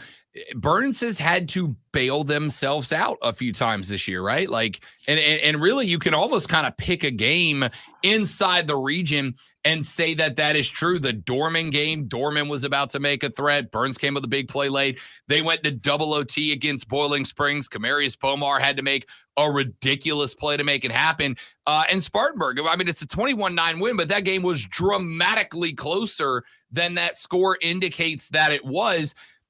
On one hand, and I've been saying this all year, those are the types of games that you've got to win if you want to be a state championship caliber team, fellas. On the flip side, those are the types of games, if you keep getting yourself into, that even the best teams are going to eventually drop one. And it would hurt for the Rebs, I think, to win those first 3 and then turn around and drop the one that matters the most. So to me, it feels like there's more pressure on Burns tonight than there is on Gaffney, especially on the road. Yeah, and speaking on that, you know, Rob, with Burns, you know, they've just got too many athletes for most teams, with Weaver and Bomar, you know, and Landrum, and then Segura and those guys. Well, when you play Gaffney, you're probably not going to have more athletes than them. So, you know, while you can rely on a big play from a Bomar or a Weaver to save you, to bail you out up until this point, you might not be able to do that against the Indians. Yeah, and I think this is like you're saying, man. You're playing with fire, and eventually you're going to get burned, and you can't afford to get burned here. Like Kevin said, I mean, this is for the region. This is for those 3 home playoff games. This is huge. I think it's a situation where Burns has the confidence, because they've won in so many different ways, that they're going to. But also, like Kevin said, man, you're not going to have that advantage that you've had in these previous 3 region games, because it's going to be so equal. So it's going to be a heck of a game. If you can, get over to Cherokee County tonight. It's going to be a lot of fun. Well, it turns out I can. How about that? The Rebels play right here on the Fan Upstate tonight. I will be on the call along with Lane Fowler and Sam Clark. Can't wait to get up to Gaffney. By the way, it was a good playoff game last year between these two. And like that, I mean, that's an elimination game, and it was a wire-to-wire game. So I don't expect anything less in this one. Let's move to a couple of other ones, fellas. Christchurch at 7-2 taking on Southside Christian, and this one's got implications too. This is another region title game here. And honestly, I mean, these are two of the front runners for 1A, not just the upper state, but the whole state. The winner of this one getting that 1 seed, getting more playoff games at home is a big thing for them. But we know they'll probably both make deep playoff runs. Christchurch led by Deshaun Reeder. The Northwestern commits are really good running back for them. They got a young quarterback, Tucker Hendricks. Started off the season slow, but he's getting better and better. Jackson Rhett, one of our players of the week, had 200 plus through the air last week. They've got a lot of weapons right now where they can kind of, early in the year, if you were stacking the box, they couldn't move it well, but now they're stacking the box and Hendricks throwing it well, so they're kind of open up the offense for them. Defensively playing well also for those guys with Baumhofer and that crew. Southside Christian, they're kind of young as well. Paul Coben filling in at quarterback there after Corey Martin leaves last year. I like what the Cavs are doing for Coach Hatfield. I think they make a deep run in the playoffs again. Last year's 1A state champs. I don't know if they'll quite do that again, but I think they're ready for a big playoff run. Yeah, I think this is a game too where the Cavs are probably going to prevail. But these are two, again, equally matched teams. This game last year came down to the wire. I think it was 14-13 finished out. Christchurch, it kind of kicked off their state championship run last year, and I think it can kind of do the same thing here. But I don't, count out Southside Christian just because it's a rivalry game over there in Greenville. These are two very good teams. They're going to make a run, like Kevin said, in the 1A playoffs. And, it's going to be a heck of a game. They both played, tough games, non-region. They get into region, kind of steamrolled everybody, St. Joe's included, who's a very good football team. But it's going to be a lot of fun to see these two teams compete. But I think the Cavs are just going to be a little bit too much tonight. Broome 8-1 at Chapman. I love this Chapman Panther team, man. Like, they are just fun. They've got it together. They're athletic as it gets. Both of them coming off of big wins last weekend, both putting 50 plus on the board. Couple of offensive explosions. Are we going to see should I bet the over on this one, fellas? Yeah, take the over on this one. I think so. But this game's kind of scary if you're a Centurions fan because they really haven't played the schedule that Chapman has. Obviously, we know Chapman, you saw him this season, knocked off Burns 17-7 earlier in the season, had a big win over Clinton, and it kind of turned into a rivalry game now. They've got the better resume. But Broome has one of the best players in the state, Jalen McGill. That running back there is extremely dynamic. He's only a sophomore. So that's the thing with high school football. When you probably have the best player in the state, you've always got a chance to win this football game. I'm going to ride with Broome and Jalen McGill here. I think they're going to pull the upset and get that region championship tonight. Like you said, Drew, I think, Broome's best thing on their resume is a loss, which is never good. A 1-point loss to Spartanburg early in the year, which, looks great, but still, you'd rather win that ball game. I like what Chapman's doing. Obviously, Coleman Gray at quarterback's a really good player. I think he's a difference maker along with Rashawn Cunningham out wide. I think the Panthers and Coach Cab get the win tonight. All right, we got Burns and Gaffney in the region. We've also got Dorman at Spartanburg tonight. What kind of implications are these two teams squaring up with? So if Spartanburg wins, that creates a three-way tie for that third seed, actually, with the one win between Bowling Springs, one win for Dorman, one win for Spartanburg. And in that case, I don't know who the tiebreaker or loser would be. But looking at the brackets, Rob, there is an at-large seed, so I'm pretty sure whoever even loses this game still gets into the playoffs via an at-large spot. Obviously, you'd rather win that and take it out of the committee's hands there. But I think that Dorman has been playing kind of frisky lately. That they had a nice comeback against Burns, couldn't win the game, but shows explosiveness. Did the same thing last week against Gaffney as well. While Spartanburg just cannot score. They can't score all year long, but that's been their problem. I think the Cavs win this one. Yeah, I agree. I think the Cavs win as well. Spartanburg, man, they're such a good team. Like Rob, you saw them play against Burns this year. They just can't score. Their defense is probably one of the best in the state, and their offense just can't get out of their own way. That game against Burns, they threw 2 pick sixes. The defense scored more than the offense for Burns in that football game. But yeah, Dorman, they have been playing a lot better under first-year coach Morris there. I think they're going to win this football game. And Spartanburg, I guess they'll get an at-large. They're still a dangerous team because of that defense, because defense always travels. But they got to find a way to put the ball in the end zone. Where you boys going to be at tonight? We're going to Broome Chapman tonight, actually. So looking forward to that one. 3A is just so packed, So we're trying to get an eye on these two teams, see what they've got, because those playoffs are going to be phenomenal. I love it. I love it. Kevin Thomas, Jarrell Hendricks from Moving the Chains. You can find their podcast on Spotify or Apple Podcasts or Google Podcasts, wherever you get your podcasts. And make sure you follow them across all the social medias at Moving Chains. They do a Friday night Twitter Spaces at the end of the night where we'll recap all the scores and stats. And occasionally, a very seductive sounding play-by-play voice or three will pop in to talk football. Fellas, it's going to be a good night around the upstate, boys. We're excited, man. I tell you what, Rob, you're one of our most requested guests, so you got to make sure you hop in, all right? Do it. Do it. Week 10, can you believe it? Man, we're going to the playoffs next week. It's crazy. I gotta drive from Gaffney back to Taylor's. I got time. I got time. Boys, we'll see y'all next Friday for some playoff football. Appreciate you, fellas. Later on, Thanks, guys. bro. Kevin Thanks, Thomas, Jarrell Hendricks from the Moving the Chains podcast. We got to take a break, and Lonzo's about to flash all of you right now on the Rob Brown Show in the Fan Upstate. Hey, check this out. Josh Allen and the Bills squeaked out a win last night, taking down the Bucs 24-18. Just Josh went 31 for 40 for 324 yards and 2 touchdowns. And I think he had a interception in there. Someone forgot to put that in there and added one more on the ground. Baker Mayfield completed 25 for 42 for 237 yards and 2 TDs for Tampa, who had a chance to tie the game as time ran out. Damian Lillard made his debut in Milwaukee last night, scoring 39 in a 118-117 win over Philadelphia. Giannis added 23 and 13 rebounds. James Harden was told to stay home by the 76ers, who are led by 31 from Tyrese Maxey and 27 from Kelly Oubre Jr. off the bench. We are your home for Paladins football and basketball. Tune in Saturday, what's tomorrow, as Furman takes on East Tennessee State.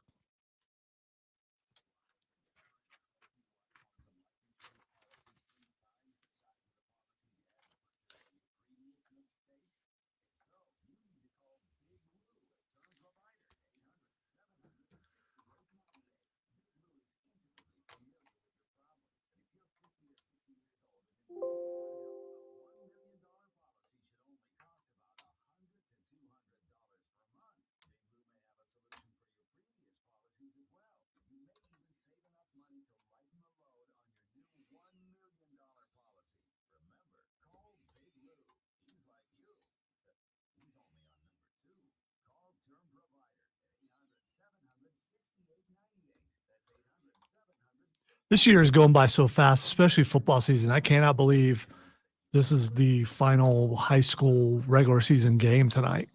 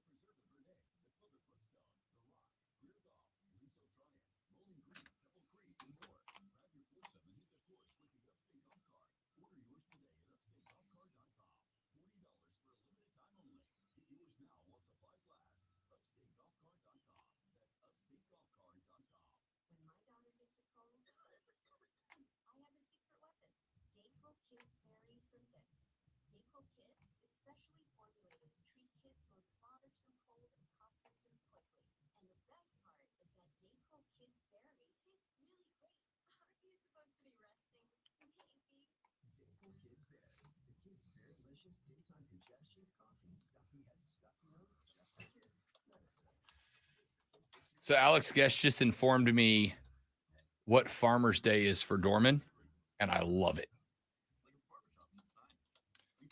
Apparently, when the rivalry started and Dorman first played Spartanburg, the big slander against Dorman was that they're all farmers and farmers' kids. And so ever since, every time Dorman plays Spartanburg, they just all dress as farmers to go beat them. I mean, that's a way to stop that, but are they? I love it. But are they all farmers' Yeah, kids? I just Alex want to said- know. I mean, because it sounds like that might be true. Alex said pretty much back when the rivalry first came to Spartanburg, they called Dorman kids a bunch of farmers trying to be derogatory or something, because that really grinds my gears, being called what I am. Dorman took it and ran with it. Now every time they play Spartanburg, they all dress up like farmers. Phenomenal. Because I live out in that area, that region, whatever. There are a lot of farmers out there. I'm just saying. That's probably true, Stephen. They probably do have the most mansions. Some really big houses there. You ever driven around like old Spartanburg? You got to do that someday, Rob. He's not really listening to Yes, me. I am. I Okay. drive around the bird. Yeah, and they're huge houses over there. All right, so I've just been clued into a little bit of local history. We got told on the stream that it is Farmers Day for Dorman, and I did not know what that meant. I was like, all right, what do they dress up in overalls and chew on hay seeds or something? And Alex Guest, who is, of course, host of the Saturday Morning Scramble right here on the Fan Upstate Saturday mornings. Some would say he's the star of the Saturday Morning Scramble. Some would say that. Some would say it, yeah. Some would also vehemently deny that, but, to each their own. But maybe if their name's Cole, they're probably saying, nah. You know. He said back when the rivalry first came about, Spartanburg kids called Dorman kids a bunch of farmers trying to be derogatory. Dorman took it and ran with it, and now every time they play Spartanburg, they all dress up like farmers for the game. That's the kind of petty that I'm here for. Ain't no petty like sports petty, dudes. Ain't no petty like sports petty. I love it. Steven chimed in. He confirmed. Said, Rob, Dorman was tagged many moons ago as a school for farmers' kids, while Spartanburg High School was tagged as a prep school. So both schools lean into it for the rivalry. And Dorman's kids dress as farmers, while Spartanburg kids dress as preps. Right. I am here for it. Steven has called in actually to expound, Get him on. expound on that. Get him on. Let's do it. Our boy Steven P1 on the stream, now on the phone calls. So give me the rundown in history. So Spartanburg was the school for the preppy kids. Dorman was the school for the farmer kids, which, by the way, you never know it from their campus and stadium. And they just leaned into that to try to out-petty each other? Yes, and actually, I am a Spartan High alum, but both of my kids go to Dorman. It's so hard to cheer for the football team at Dorman because everything in me tells me not to cheer for them. However, yes, so I dressed as a prep when I was a Viking, and now to support my kids, who both, one has graduated from there and the other one goes there, wear farmers gear, and there are more overalls in District 6 than in all of South Carolina today.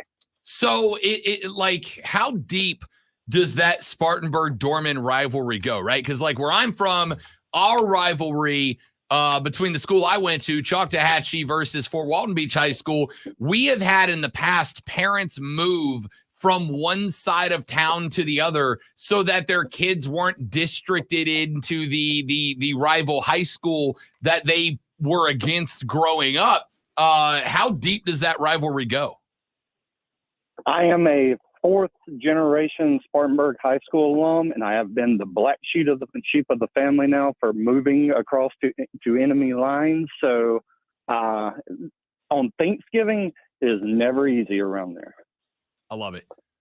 There's just no petty like sports petty. It's the best. I initially, when I got the Farmers Day, I'm like, all right, is it like a secret ag school? Like, do they roll? How does this work? And now it's my favorite rivalry. Rob, they actually take off. They don't have a lot of big classes throughout the day and a lot of tests because half of the student body at the high school in Dorman leave and go mudding and get all of their overalls muddy and all their trucks and everything else before they drive over to the game. Incredible. To actually put in extra work, to be more themed in, to mock their mocking you. That just immense respect out of that. Yeah, it's going to be a great game tonight. I hope that the kid Bryce O'Neill, the quarterback over at Dorman, he's really turned it on. And not to call him out, but his daddy was also a Spartan High alum that I grew up with. I love it. So we got a good quarterback who's also switched lines and is starting for Dorman, and that he's going to be something next year for sure. I love it. Can't wait. Steve, appreciate you, big fella. Thanks for checking in, buddy. Yeehaw! That's incredible. Ain't no petty like sports petty, dudes. The best. You guys don't come to school today. You can go out mudding. Go out and mud and get the mud all up on the 48-inch swampers. Did he? Is this enough mud on my overalls, did he? Dude, the first time that the fiance called her dad Diddy, I was like, what? And for the record, one of the first people I met when I got the job to move here was Mike Venditti, our own Diddy. And so when she's like, I got to call Diddy later, I'm like, what? I mean, all right, like, cool, but why? I was like, I can just text him if you want. She's like, how are you going to text my dad? And that was a weird moment for me, right? When I was like, who's your daddy? Yeah. I was like, wait a minute. I like you, but if do we need to talk? She's like, no, I mean my dad, like my actual dad. I'm like, why'd you say Diddy? Can Like, she say dad as a one syllable? Or yeah, is that's what's weirded me so off. it's She not- doesn't ordinarily talk like that. Okay, right? all right, yeah. She's from her family's all from Anderson, right? So, but she has lived in Greenville her whole adult life, with the exception of when she was in school in Columbia. So she does not speak Southern until she's talking to her family. And then it's just, we're going to go on down to my Diddy's house. When we first moved down here, my guitarist for the band, you want to go golfing with my Diddy? I was like, what? And I'm pretty straight faced about stuff. My wife, not so much. She will make a face when you say something that she doesn't get. And it's just like, you got to kind of wave off, like, we'll figure it out later, and just kind of nod and go along. And later, in context, sometimes as a conversation continues, you can figure out, oh, he meant daddy. Okay, I get it now. Yeah, it took a minute to hit, right? Because like you reacted that way. I had the same problem of getting used to it a little bit. But my family is from Kentucky, but in Kentucky they don't say Diddy. Yeah. I think South Carolina is probably the only place they do that. I think it might be. Cinderella hit me on the DMs on Twitter. He said, I graduated from Dorman in 2013. It's Farmer Week, not just a day. It's a whole week thing. And it ends with going mudding before the game. And then that was before Steven's call. And he went, yep, Steven just confirmed what I told you. Love it. Happy Farmers Week. Have you, Dorman. Good luck, preps. You ever been mudding before? Yeah. Have you? Yeah. Hell yeah. I've never had a pickup truck, but the last 3 cars I've owned were all 4-wheel drive. Does it count I have if not you're done mudding in the new rig yet, but if you're in a Jeep and can you go hell mudding, yeah. or Yeah. does it have to be a truck? No, you can go mudding in a Jeep. Okay, I've been mired in the mud, not on purpose, and tried to get block the tires to get out, and the mud went all over me. Does that count as mudding? Yeah. Okay, Sure all right. does. I've done it ain't before. mudding Then. it ain't mudding if somebody don't got to get towed out. Okay, all right. All right. All right. Let's talk. I'll tell you what, let's take a look at some of the texts you guys have sent in, because there's been a handful. UNC Chris texted in, said, here's your proof. Shane Beamer is a lizard. And wait, I need the sound for the effect because Chris called for it. Here's your proof. Shane Beamer is a lizard. And that is not real. Boom. Mic drop. Well done. Well done to what? I was pointing at the lizard because she does that. That is not real. If you work a clip into the text, that clip's getting played. All right. It just is. Super Dave says, I'll take Pitt plus 20.5 over Notre Dame. I actually don't hate that number. I don't hate that pick. I think you're looking at like a 14 to 18 point game. I think Notre Dame's going to win, but I like the cover. Good pick, Super Dave.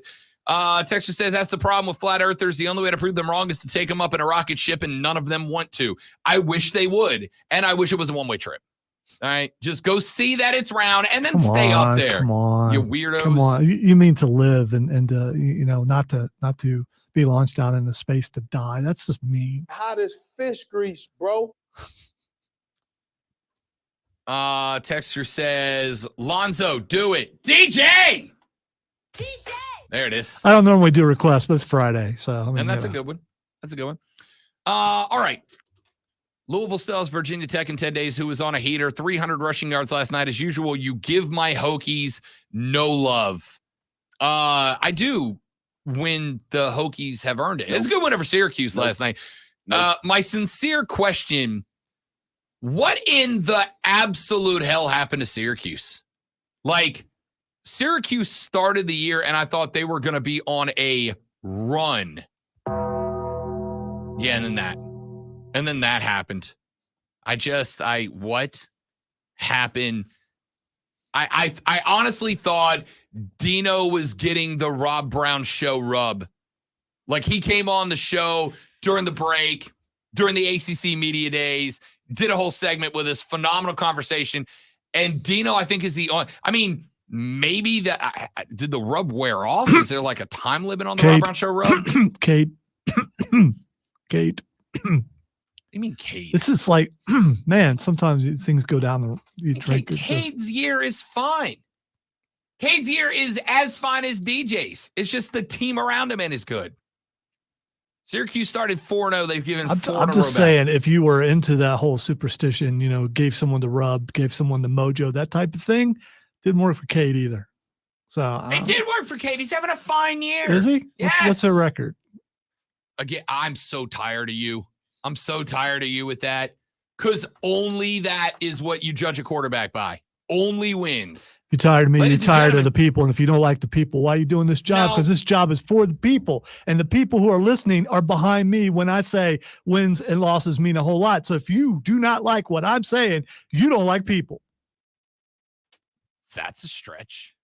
A commendable stretch. Just proved it. I appreciate you Because I doing talked really fast and stern, and that makes it everything right. in your power to try to not allow everybody to see how much of a ridiculous take that is. I respect that. That's good hustle. Way to say, Real good way hustle. to not say, this is the dumbest thing I've ever heard, like some other hosts say. Like they've never said anything that people consider dumb. Yeah. See, Kevin's right. Kevin gets it. So does Howard Johnson. And by the way, Cole Bryson has never seen Blazing Saddles. Excuse me while I whip this out. Where the white women at? I love that movie. It still holds up. We, ladies and gentlemen, need to Go take back a to look. town and get a load of nickels. So good.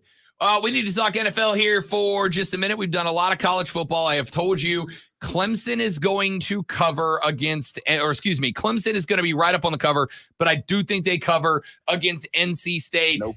There is no chance South Carolina's covering against A&M, even with the updated line, which, by the way, has moved 5.5 points since it opened.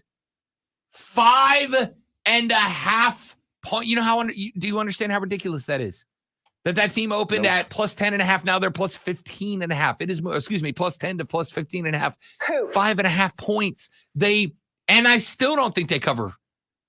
I don't think that they are within 2 touchdowns. I don't think that it might be a 3-touchdown or worse game for the Gamecocks.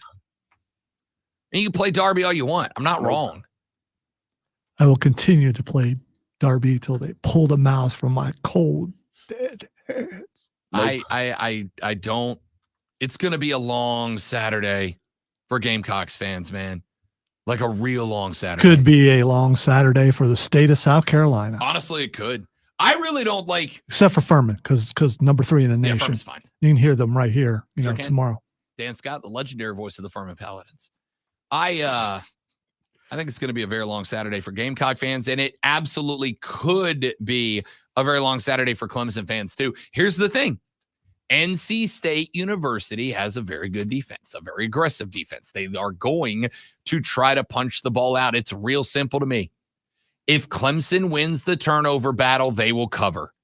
If they lose the turnover battle by 1, they will win but not cover. If they lose the turnover battle by 2 or more, they will lose the game outright. I mean, that's the simple breakdown to me. Protect the football.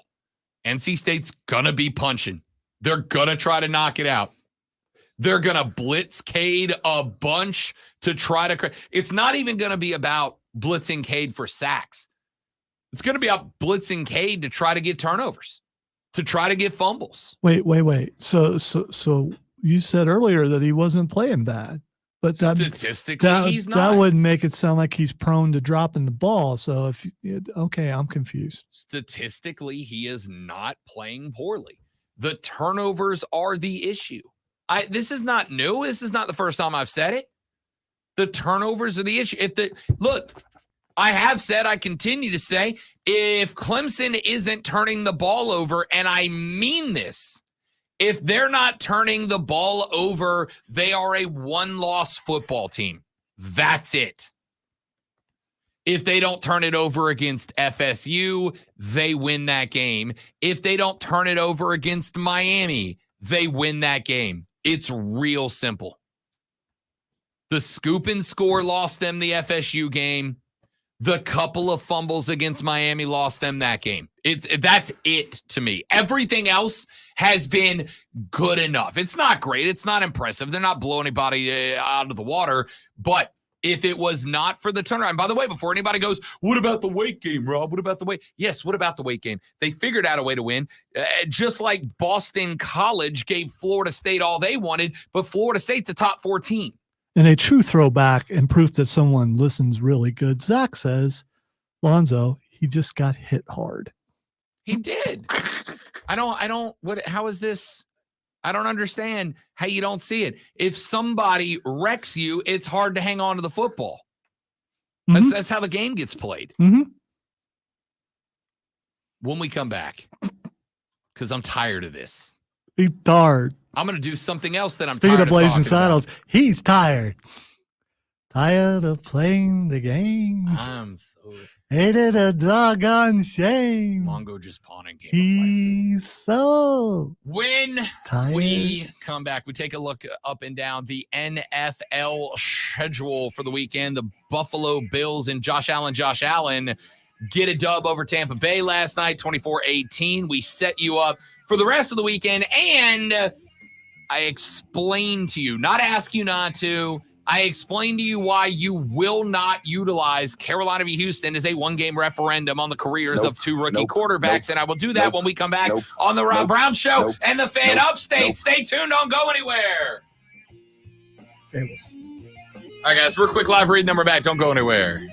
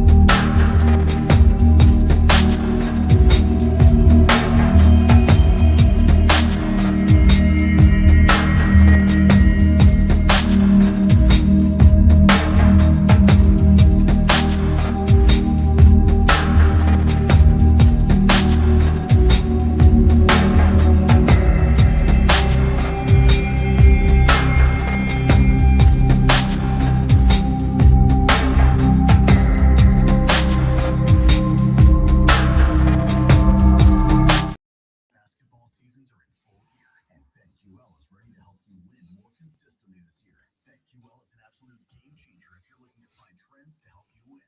Make smarter bets on spreads, totals, player props, and more. BetQL has already helped over 300,000 people with powerful analytics and community insights. Don't fumble the ball at the goal line or airball any free throws this season. Visit BetQL.com for their free daily analysis today. That's BetQL.com.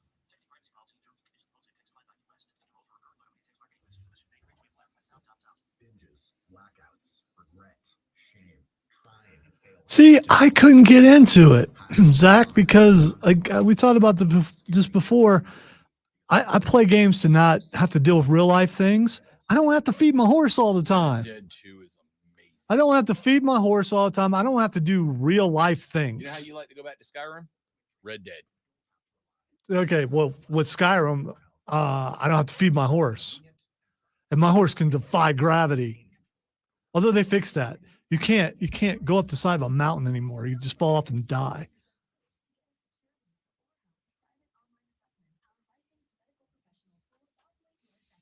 It's one of those games that it was so hyped that I got for Christmas a couple years ago. So did Cameron. Neither one of us really played it. And there are times when he really gets into a game and I don't, and he didn't get into it either, which was weird.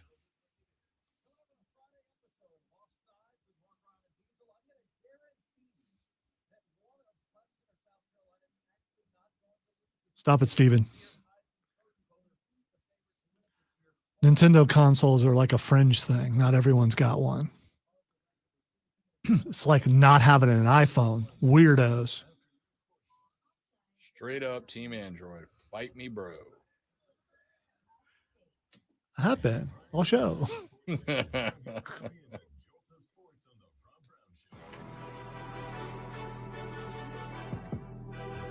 We have talked high school ball. We have talked college ball. Now let's go all the way to the tip top and talk a little National Football League. LA's at Dallas, Rams at Cowboys in Arlington at 1 o'clock. This should be a Cowboy win. They have started to kind of find the stride after the loss to the 49ers, 42-10. They get a close win over the Chargers. And by the way, I do not think the Chargers are as bad as everybody's making them out to be. They are 2-3 so far. And they took a couple of dumb losses. Actually, they took one dumb loss. The Titans loss is the only one that I look and go, what the hell was that? They lost to the Cowboys, the Chiefs, and the Dolphins. Outside of that, by the way, they lost to the Dolphins by 2. They lost to the Cowboys by 3. The Chargers getting them 31-17 is really the only bad loss if there is one. That being said, I think Dallas has figured out as long as you don't rest the dub on the arm of Dak, you're going to be just fine. Minnesota is at Green Bay. The Packers all of a sudden are in trouble. They are 2-4. They have lost 3 in a row after they beat, of course, my damn Saints, who gave up an 17-point swing, I think. 18-17, your final let's there. get it right, will you? What was the final score? They have lost to 18-17. They have lost to the Lions, the Raiders, and the Broncos back-to-back-to-back. So Jordan Love has a great start to the season with a win over Chicago. They get into a shootout on the road at Atlanta. That Atlanta needed some late-game heroics to take the dub away, including a ridiculous Bijan Robinson touchdown in that one. They beat the Saints at home. And they lose to the Lions. And you're like, all right, Lions were pretty good at that point. They beat the Chiefs already. Like, that was a Detroit team that everybody thought was fine. But since then, it has not gone super well for Jordan Love. Jordan Love right now is sitting on a completion percentage of 57.5. He's at 12, just over 1,250 yards on the season with 10 TDs and 7 picks on the year. The Vikings on the flip side just won a primetime matchup, knocked off the 49ers 22-17 back on Monday Night Football. They got to win over the Bears. They got to win over the Panthers. Their losses, the Buccaneers, the Eagles, the Chargers, and the Chiefs, they are suddenly, after starting 0-4, now at 3-4. Excuse me, starting off at 1-3 with a win over Carolina, obviously. They are now back to 3-4. I like the Vikings in this game. They have started to find a little something. Atlanta taking on Tennessee. Y'all, Tennessee is cooked. And I'll tell you how I know Tennessee is cooked. Because aside from the losses, a 1-point loss to New Orleans, they got blown out by the Browns, they got blown out by the Colts, they got blown out by the Ravens. Aside from all that, the discussion now is that Derrick Henry could be on his way out. That seems real bad. Yeah, but they're getting ready to start a certain quarterback. They are, except for they're not. They're going to start Will Levis, but they're going 2 QB system. He and Malik are both going to get snaps in this game. And as every coach has ever told you, if you got 2 quarterbacks, you don't got none. I think this is more of if Will Levis gets in there and starts tearing it up, you won't see Malik. I probably don't disagree. But if This is the time when you have a really young quarterback and you're not, to give them a shot. If you are at the point that you went out and you made the moves that you made this offseason, which included picking up DeAndre Hopkins, and here we are with you sitting at 2-4, and it's time to trade Derrick Henry for assets, you're done. You're cooked, bro. Atlanta is going to win this game. And Atlanta, by the way, 4-3, the only team with the winning record in the NFC South, squarely on top of the NFC South. They've got wins over Tampa, over Houston, over Green Bay, and over Carolina. Their L's, Detroit, Jacksonville, and probably the only dumb L is to Washington. By the way, they don't see the Saints until Thanksgiving weekend. So two of the 3 for sure of the games they lost were to winning teams. The other ones, how good is, look at who all they beat. Look, the only loss they took to a losing team was the Washington Commanders, who are 3-4. They're right there at that mark, but they've got a dub over Green Bay. They got a dub over Carolina. They got a dub over Houston. They got a dub over Tampa. None of those teams are like jump off the page good at you, but it's good enough to win the division.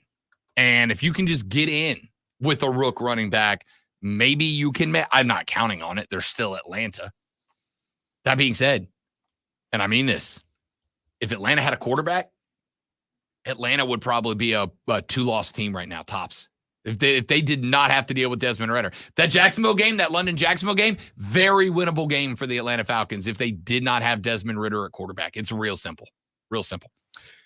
New Orleans is at Indianapolis. Obviously, Minshew Mania has swept the country once again. The Colts on a 2-L streak. The only dub in the last 4 they have was over the Titans, who are bad. Their only wins outside of that, the Texans and the Ravens. That was before the Ravens hit their stride, and it was CJ Stroud's second game as a starter.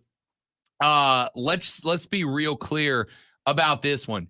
If New Orleans loses this game, let me rephrase that. New Orleans is already cooked. We're done. We're toast. The only fortunate thing the Saints have is that you're in the NFC South, and eventually the Desmond Ridder effect is going to go into full effect, and the division is open. It doesn't matter. Whoever wins this division is getting bounced by a wild card in round 1. Go ahead and quote me on that now. But if the Saints lose on the road at the Colts to Gardner Minshew this weekend, they're done. They're done. They will at that point not be able to win the division. The Colts are, as we mentioned a moment ago, 3-4 with L's with L's to Jacksonville and Cleveland in the lead up to this game. New England is at Miami. This is a game that a week ago you would have said, I don't know, Miami by $1 billion. But then the Patriots went and done screwed the whole thing up. They beat Josh Allen and the Buffalo Bills, and they did it at home. Now they got to go on the road to Miami, but Miami last week did not look real good against Philly. It looked good for like 2.5 quarters, and then Philly just kind of busted the doors off late in the game. Miami's going to win this game, but this feels like a real bad setup because it kind of feels like a game that Miami's got to go above and beyond. That being said, Tyreek Hill said he is good to go. The battle for New York is on. The Jets and the G-Men going at it this weekend. The Giants with a 14-7 win over the Commanders last week. That ended a 4-game losing streak. The Giants are now 2-5. The Jets are 3-3, but they're riding back-to-back Rob. wins, including one Rob. over the Rob. Philadelphia Eagles. Hey, Rob, remember when Aaron Rodgers got hurt, like first game, and he said he'd be back for the playoffs, and everyone laughed about the chance of the Jets making the playoffs? They're actually starting to win games, dude. I'm just saying, without Aaron Rodgers. They're 3-3. They did beat the Eagles, and that's a big dub. They did. Their other one was the Broncos, and they did beat the Bills back in week 1, but that was that emotional roller coaster. Yeah, whatever. They and still it was won. week 1. Yeah. Week 1 results should not be held against them. Yeah, they should. It's this W and an L. But anyway, so they're winning. They're not. They're 3-3. They are also losing by definition. But we'll see. Unless it's soccer. Listen, after this weekend, they'll be 4-3. After this weekend, they'll be 4-3. Get with me the week after that. Get with me after the Giants game where they got the Chargers, Raiders, Bills, Dolphins back to back to back to back. Okay, all I heard was Dolphins. Everything else is a winnable game. And yes, I included the Bills because they already beat them. Because you hate Josh Allen. Because they already beat them. No, I don't You hate Josh Allen. I don't hate Josh Allen. I know Bills fans and they're annoying, but Trevor Lawrence still. and his Jags are on the road at Pittsburgh. The Jaguars have now won 4 in a row. They went 1-2 to start the year, and everybody panicked. They have won 4 in a row since then over the Falcons, Bills, Colts, and Saints. The Steelers have won 2 in a row, and one of those was over the Ravens. Held Lamar's coming out party off 1 week. They also got Sean McVay's Rams last week. I like the Jags in that one. I'm going chalk in that one. Philly is at Washington. Why does this feel like Ron Rivera at 3-4? He lost to the Giants. They've lost to the Bears. They lost to the Eagles. They lost to the Bills. The 3 teams they beat aren't good. The Cardinals, Broncos, and Falcons. But doesn't this feel like one of those weird Ron Rivera games? Like one of those games where he just goes, screw it, I'm going to go riverboat gambler. I'm going to make some stuff happen. We're going to make Sam Howell look like a stud, and we're going to win this game for no good reason. So Philly lost last week, right? Philly is coming off of a 31-17 win over Miami, Okay, but they lost all right. to the Jets the week before that. All right. Yeah, they're not going to lose to Washington. Come on. I mean, I don't think so either, but it's got to come from somewhere. And if I don't 1 o'clock game at the bank in Charlotte, Houston on the road at the Carolina Panthers, the Texans, one of the surprise teams in the league. They are sitting at 500 at 3-3. The Panthers, the only winless team in the NFL right now at 0-6. Call it. Book it now. Panthers win this game. Write it down. So you would put money on that? I'll put money on the cover. Not Okay. the outright win. All right. Let's see, I I'll go look up the odds. Okay, because I'm just curious. Let's look at where that number is. I will take Carolina to cover as long as it is, I don't know, inside 7.5. This line currently is sitting at Panthers plus 3.5. By the way, I want the Panthers to win. I really do.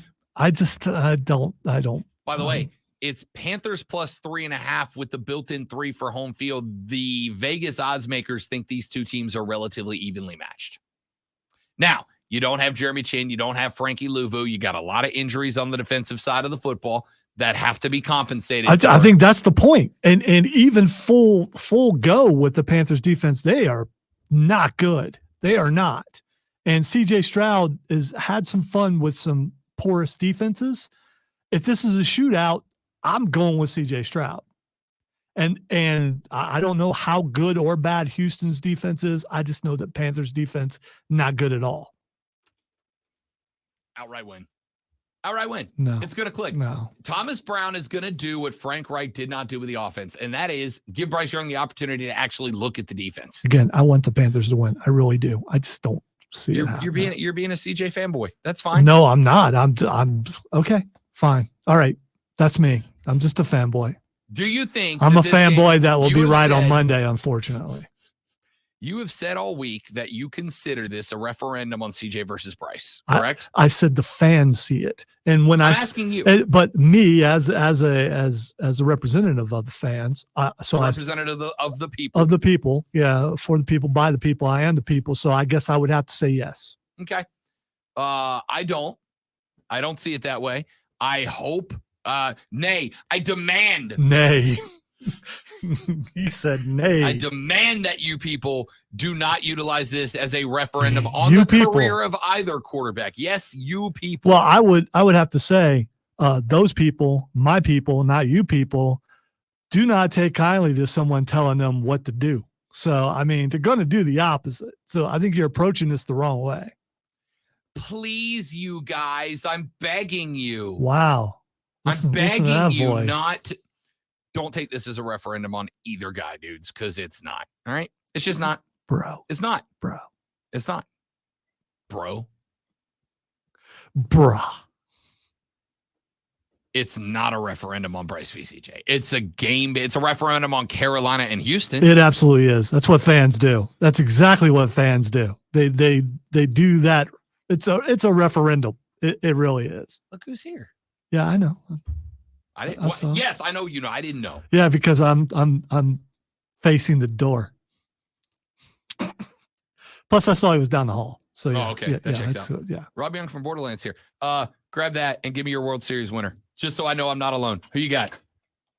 World Series winner. Yeah. I've got to go with Arizona. My man. Me too. I like a dog. By the I way, think they're better he's looking than at me like I had the opposite, but I don't. So don't I take like that. the dog. I'm not a Texas guy. Yeah. I think Arizona's got better back end pitching. I think the bullpen has been much better. And on top of that, if Arizona was going to collapse to pressure, they'd have done it against the Dodgers. They certainly would have done it in game 6 and 7 against the Phillies. And they rose in both of those. What an incredible comeback Isn't against it? the Phillies. That blew me away. I thought for sure that was done. When that thing went, so my thought was they had to win the game 5 in Arizona because there was no way they were going to Philly to take 2. And then they went to Philly and took 2. It's nuts. It was, well, Houston normally does that. Yeah. In the Houston series, did they do the away team won every game? Away team won every game in the Houston series. That makes no sense. The home game won every series, won every game in the NLCS until they went back to Philly, if I recall correctly. It's crazy. It's like a mirror universe from Star Trek where everybody has a goatee. It's completely the opposite of what everything should be. The evil Corbin Carroll. I would say that Corbin Carroll's got a hell of a Western mustache. He's already the evil Corbin Carroll. He's pretty BA. He's real good. Surprisingly good. I'm going to tell you who I love in the MVP race. Ketel Marte, who has been a dude in every spot. Like Corbin Carroll's had these flashes of greatness. Marte's been like a 4 for 5 with 2 RBI guys every game. Did anyone hit 2 doubles Yep. in the game? Yep. He's The pretty dude can incredible. go. Hey, Rob Young, you guys got anything fun and exciting coming up you might want to talk to people about? We might have South Carolina Comic Con Junior coming up on Sunday. I thought so. My tag team partner will be there. The badass Billy Gunn. He will be. I tagged with him in a match in 2015. Did you get pinned? No, I gave the pin. I am 1-0 in professional wrestling. I am the Bill Goldberg of local wrestling. I am also retired. It's probably the smartest way to go. Once you're undefeated, Quit. That is the right move. Too many guys try to extend their career well past their prime. I rode out on a high, man. 1-0 undefeated. Give me the belt. ask Floyd Mayweather. I'm going to go to 50-0. In fairness, if I was getting Floyd Mayweather money, I would let you punch me in the face. So I don't blame think either him. one of us would enjoy that. SC Comic Con Junior coming up this weekend. Yeah, I would. I absolutely would. I would enjoy that. SC Comic Con Junior coming up this weekend. Man, tell people about it. Well, it's going to be at the Greenville Convention Center. It's 11 to 6. We've got all kinds of guests. We've got Heather Matarazzo from Princess Diaries, but we've got the Red Power Ranger, Steve Cardenas. We have Billy Gunn from DX and from AEW. Come on, man. Billy Gunn's amazing. And we've got comic guys. So we've got Rico Renzi. Everybody's seen Edge of the Spider-Verse, that Spider-Man cartoon. Which is so good, by the way. And he did design work for that. The whole look and feel of that thing was part of his design work. So it's going to be a lot of fun. Free trick-or-treating for the kids. Kids 12 and under are free. That's I dig it. cool. I dig it. And Lonzo will probably be there. The biggest superstar. There's no probably. There's no there. probably. He Yeah, will be there. I'm absolutely going to be there. Will Pappy be there? Unfortunately, yes. Unfortunately. Pappy is the greatest radio host of all time. Everybody else pales in comparison to Pappy. I'm not going to condone that behavior. No. Hey man, good to see you, buddy. It's good to see you guys. Thanks. We're going D-backs in 7. I'm going 7. D-backs in 6. In 6. I'm gonna have him do it before game 7. I like it. I like it. Rob Young from Borderlands Comics and Games, which by the way is Lonzo and I. It's Lonzo's, and then I tag along. Nerd store of choice. That's not offensive, right? That's not offensive. Yeah, I didn't think so. By the way, you guys have an incredible collection of old school games, and I want all of them. That's all I'm saying. We did just restock it, by the way. I'm just saying. Well, I didn't have plans today. Back after this to wrap up the Rob Brown Show in the Fan Upstate. Man. All right, we'll be right back. 30 seconds.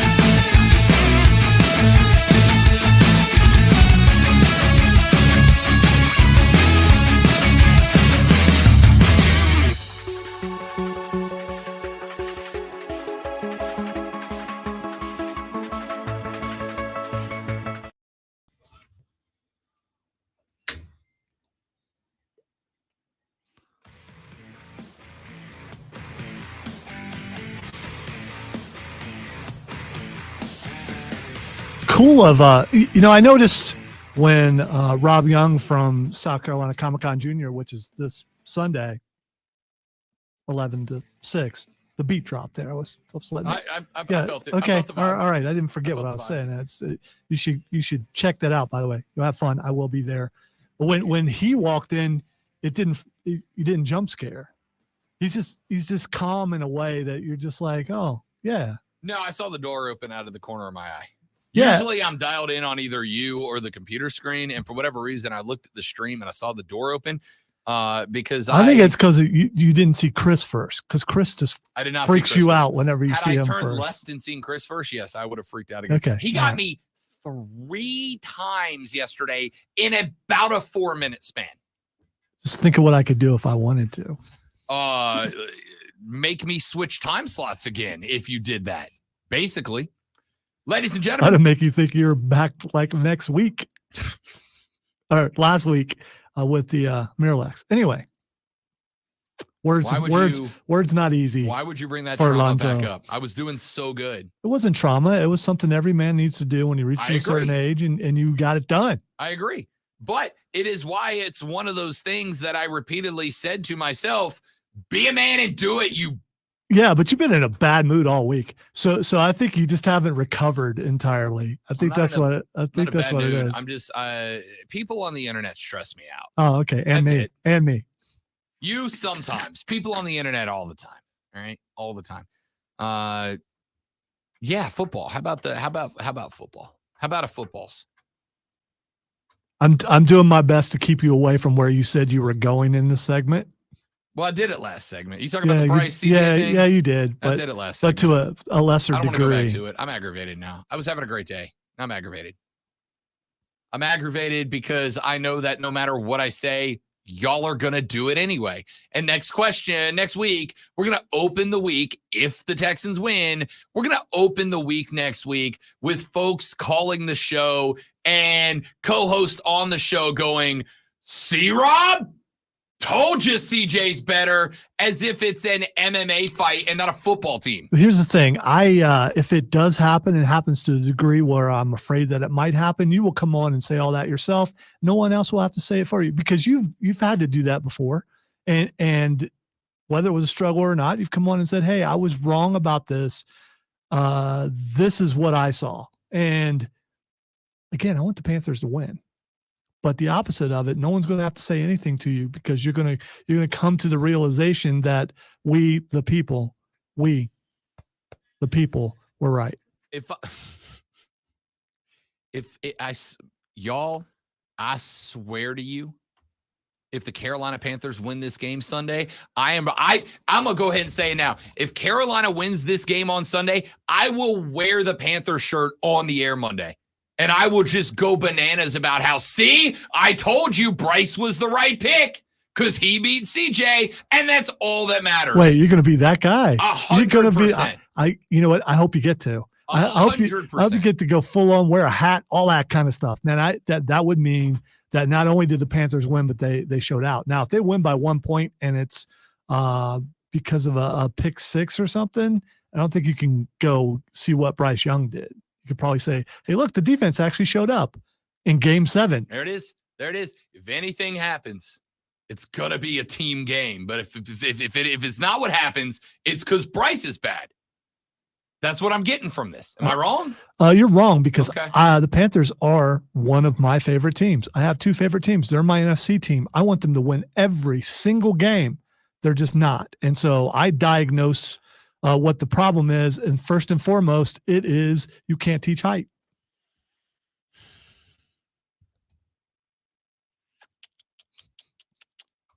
There it is. You can't be serious, man. You cannot be serious. There it was. I couldn't find Johnny Mac. Found Johnny Mac. I'm so good you can't tell if I'm serious or not. I am serious though. Let's end the show on a high, shall we? Sorry, I was thinking of previous know. conversations. I know. And now, the Rob Brown Show presents Twitter. What the? Hot as fish grease, bro. Yeah. That's everyone in this room right now. Hot as fish creek, bro. He's trying to get me back for all the times that I do that to him, which I don't care. The first thing that's Xing yo is Waffle House. The Wahoo is just unbeatable if the sun is down. It's usually pretty good during the daytime too, but it's unbeatable when the sun goes down. Now, I did see, I don't know if this is the reason it's trending. There's one of two reasons it might be. Number one is there's a fake news site going around that says Charlotte, North Carolina is about to get the most high-class Wahoo of all time. The second reason it might be is because it's hilariously not on that list that we talked about yesterday of places women don't want a first date to be. But now Lonzo is pantomiming to me that we've got a Wahoo fight to go watch. Yeah, but I'm like doing it realistically. We got a lot of overhands and over-the-counter stuff and bunch of people involved, and I didn't have the sound up, which you shouldn't throw it up just in case because it's Waffle House and I'm sure it's not suitable for air. Here's the warning that I'm going to give all of you, right? Because all of us who imbibe occasionally find ourselves in a Waffle House waiting off the after effects. We don't know that this has anything to do with being sober or not. Watch the thing. It looks like something was said and that might have triggered it. Right. I don't know. So all of us have been in a Waffle House after imbibing, waiting off the effects. And the thing is, you're not the only people who go into the Waffle House. I'm going to tell you right now, do not bleep with Waffle House employees for two reasons. Number one, they are national treasures. And this is their last line. They've tried everywhere else. Now they're working at the Waffle House. Number two, ain't nothing matter more than protecting this Waffle House.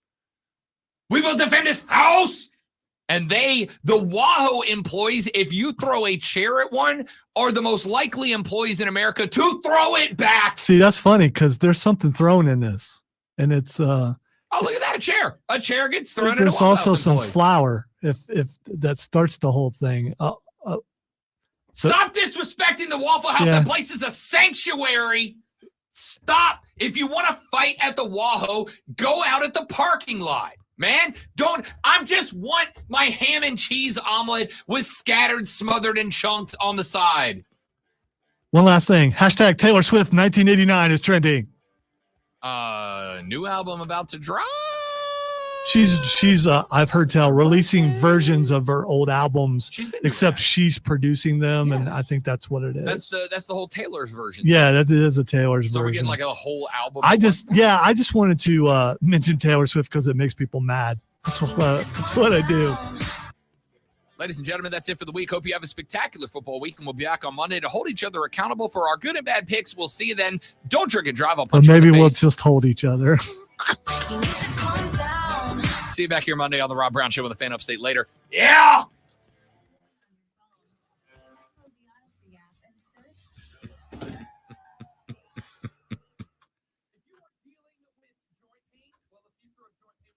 Isn't Taylor Swift dating Jason Kelsey? Yep, that's it.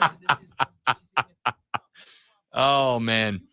Yeah, Trey, I will be at Monday Night Raw. If you're going to Monday Night Raw, please come find me. I will be tailgating in the parking lot at like 4 p.m. because why not? I'm gonna go home, I'm gonna get a nap, then I'm gonna go tailgate some wrestling for sure. In all honesty, this is the first one that I've missed in years, but just can't. I can't. I'm old. He ain't got it no more. Yeah, I'm old. You don't got it no more. I did have it at one time, but it was before Rob ever found it because I'm that old. So I mean, there's that. Lonzo lost it before I had it. All right, cool, awesome. You're all fun people. We love you very much. Have a great rest of your day. We'll see you back here Monday. Thanks for watching. Follow me on Twitter. Bet for the Cycle tomorrow, noon to 4. Upstate Pulse on 98.9. Yes. WORD tomorrow from 7 to 9. You haven't been on since we changed signals. I know I haven't. Maybe it. I don't think so. No, I'm trying to think. I don't think I have anything to do tomorrow night. Come on by. Bye.